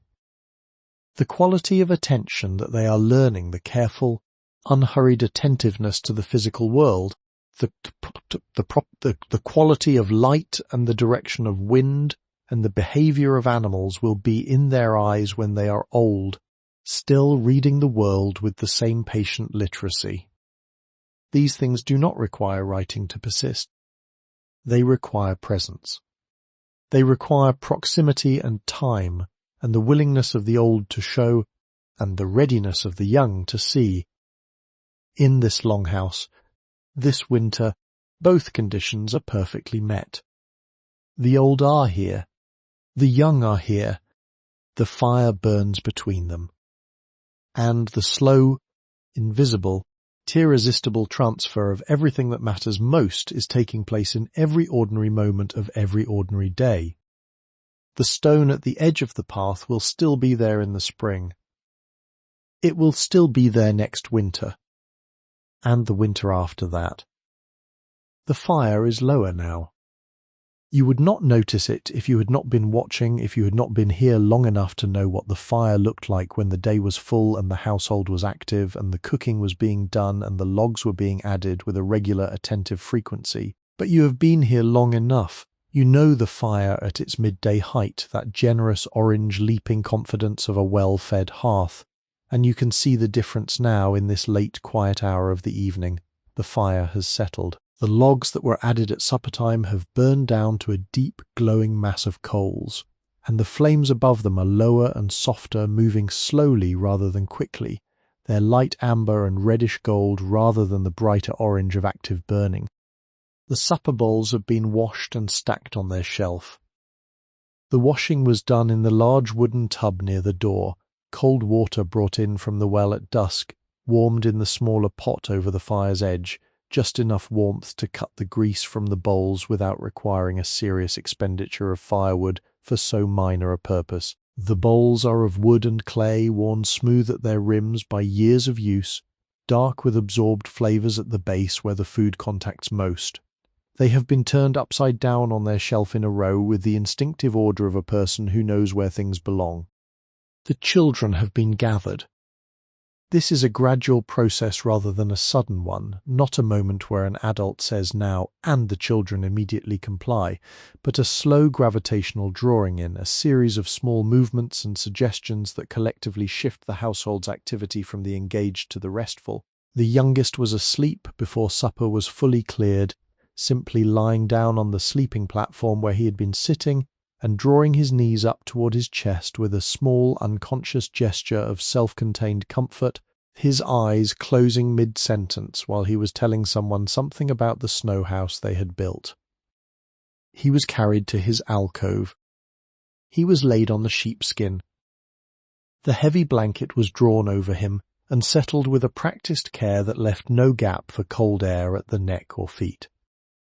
His sleeping face is entirely peaceful, the face of a child who has spent his day fully, who has given all of it to the making of snow houses and the watching of rope braiding and the wrestling with a difficult piece of wood and the patient absorption of rune shapes, tanned, who now rests in the absolute, uncomplicated rest of a body that has been used well. The older children are moving toward their own alcoves now. The girl who spent the afternoon spinning pauses on her way past the hearth to check the tension of the thread wound on her spindle. An automatic gesture, the quality-checking instinct of a craftsperson already becoming unconscious, and then continues to her sleeping space, drawing the curtain behind her with a soft, definitive movement. The rope braider has banked his unfinished work carefully, 3 strands woven back around the finished section so they will not tangle overnight. The whole thing set in the wooden box where his work is kept. Adults are still present at the hearth. The husfrisia and grandmother sit together in their evening positions, side by side on the sleeping platform, their shoulders almost touching, their needlework abandoned now in favour of the simple quiet of shared presence. They are not speaking, they may not speak again before they sleep. There is nothing left to be said tonight that requires words. The household is in good order. The stores are adequate, the children are settled, the fire will hold through the night on its bed of coals if someone banks it well before the last person sleeps, which they will. From the guest corner, the Skald's breathing is already deep and even. He sleeps like a man who travels with the complete readiness of someone whose body has learned to make home anywhere, release itself into rest on any surface, any condition, without the ceremony that a softer life might require. Outside, the village is settling. You cannot see this from inside the Longhouse, but you can sense it in the way the sounds from outside have changed over the past hour. Earlier in the evening there were footsteps still on the path, the occasional sound of a voice at the distance of one building away, the soft low of a cow shifting in the byre. Now the path is empty. The animal sounds have decreased to the barely audible ambient rhythm of large creatures at rest. The last lamp in the neighbouring building extinguished itself, perhaps 20 minutes ago. You saw its light disappear from beneath the gap in the Longhouse door. The village is going to sleep.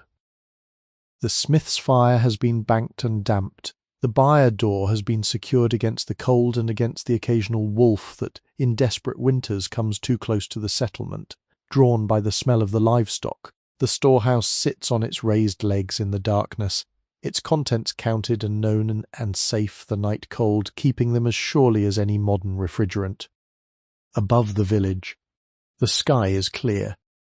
The stars are very many and very bright, not the diffuse, slightly hazy smear of stars that a warmer, more humid sky produces, but the sharp, individual, crystalline stars of a cold and absolutely transparent atmosphere, each one a distinct point of hard, steady light, the whole field of them so numerous and so present that the sky between them seems almost darker by contrast, the dark bluer and more saturated than it would otherwise be.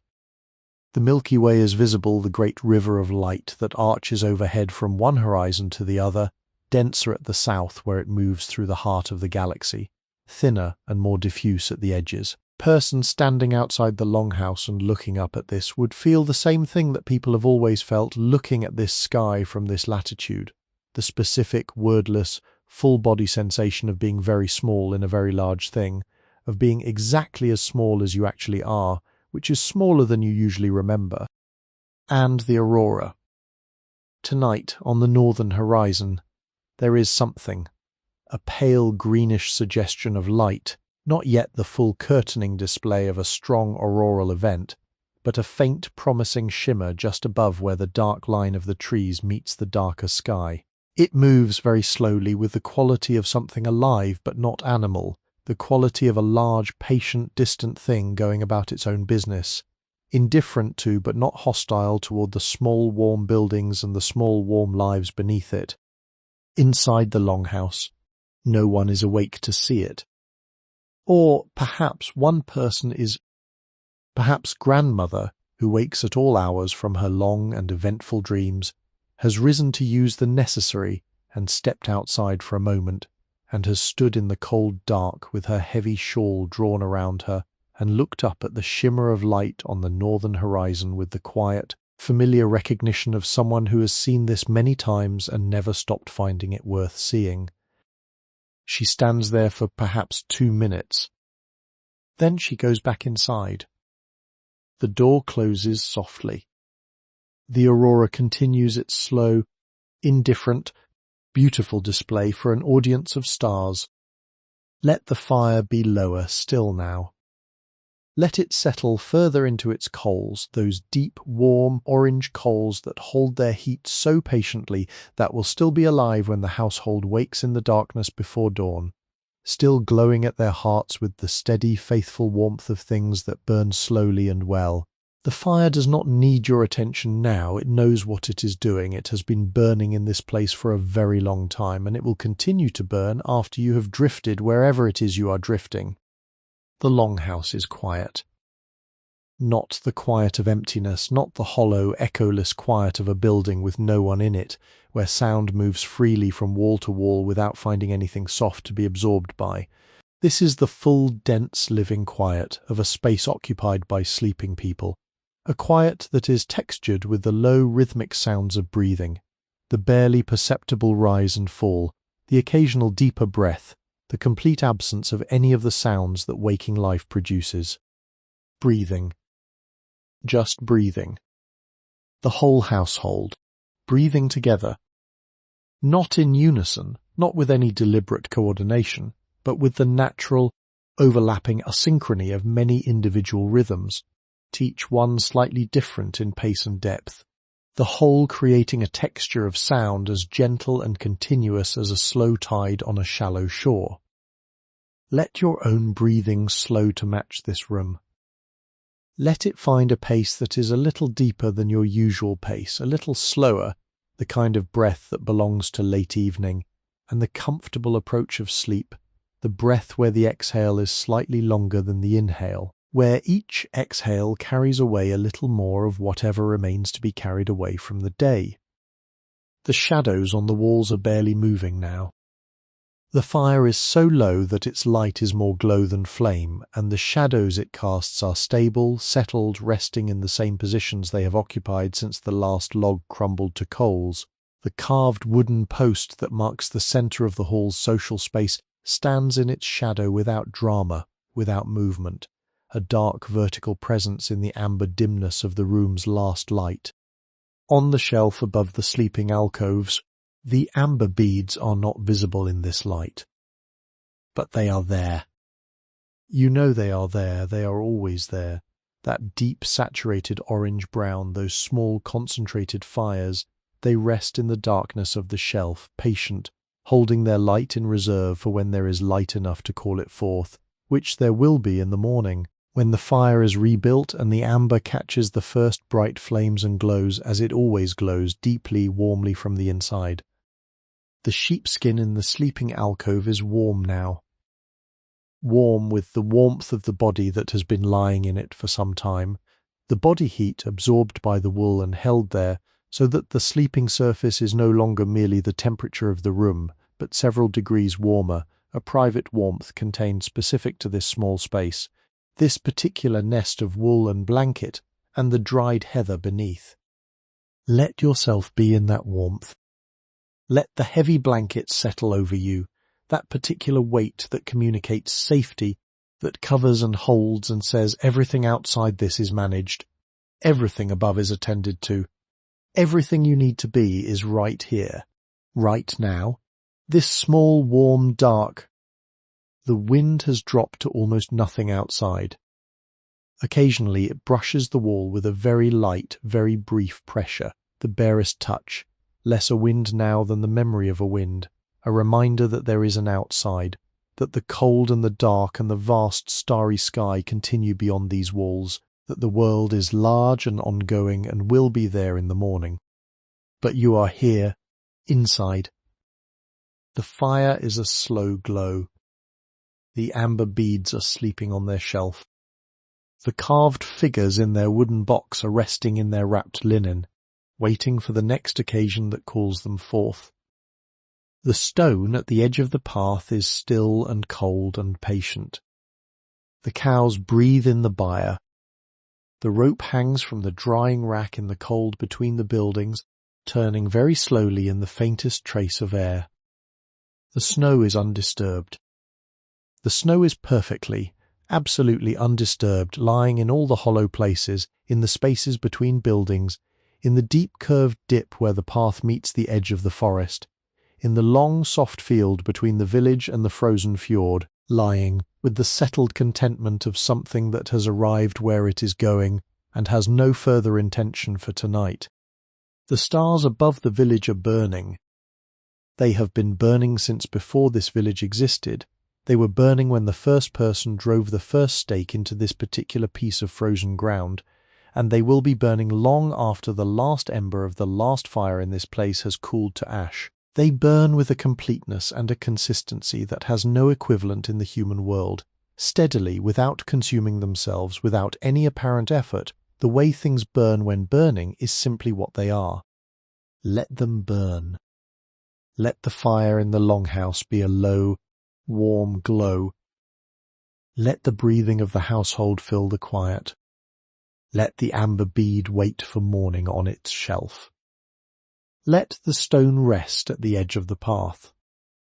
Let the winter hold the village in its deep, familiar, patient cold, the way it holds everything here firmly, consistently, without malice, the way any long winter holds what it holds, which is everything it contains, which is the whole small world of this place, the people and the animals and the buildings and the tools and the knowledge and the stories and the careful, slowly burning fire at the centre of it all. You are warm. You are inside. The Longhouse walls are thick, and the daub is pressed tight in all the crevices. Tanned, the turf roof carries its burden of snow without complaint. Tanned, the hearthstones have been warming the earth of this floor for longer than anyone can remember. Let yourself drift now. The breathing around you is slow. The shadows are still. The fire is aglow. The fire is a warmth. The fire is just the feeling of warmth, spreading from the centre of the room outward in slow, even waves, reaching the walls, passing through them gently, dissolving into the cold, dark outside and becoming part of the winter air, becoming part of the sky, becoming part of the stars that burn so patiently, so completely, so far away.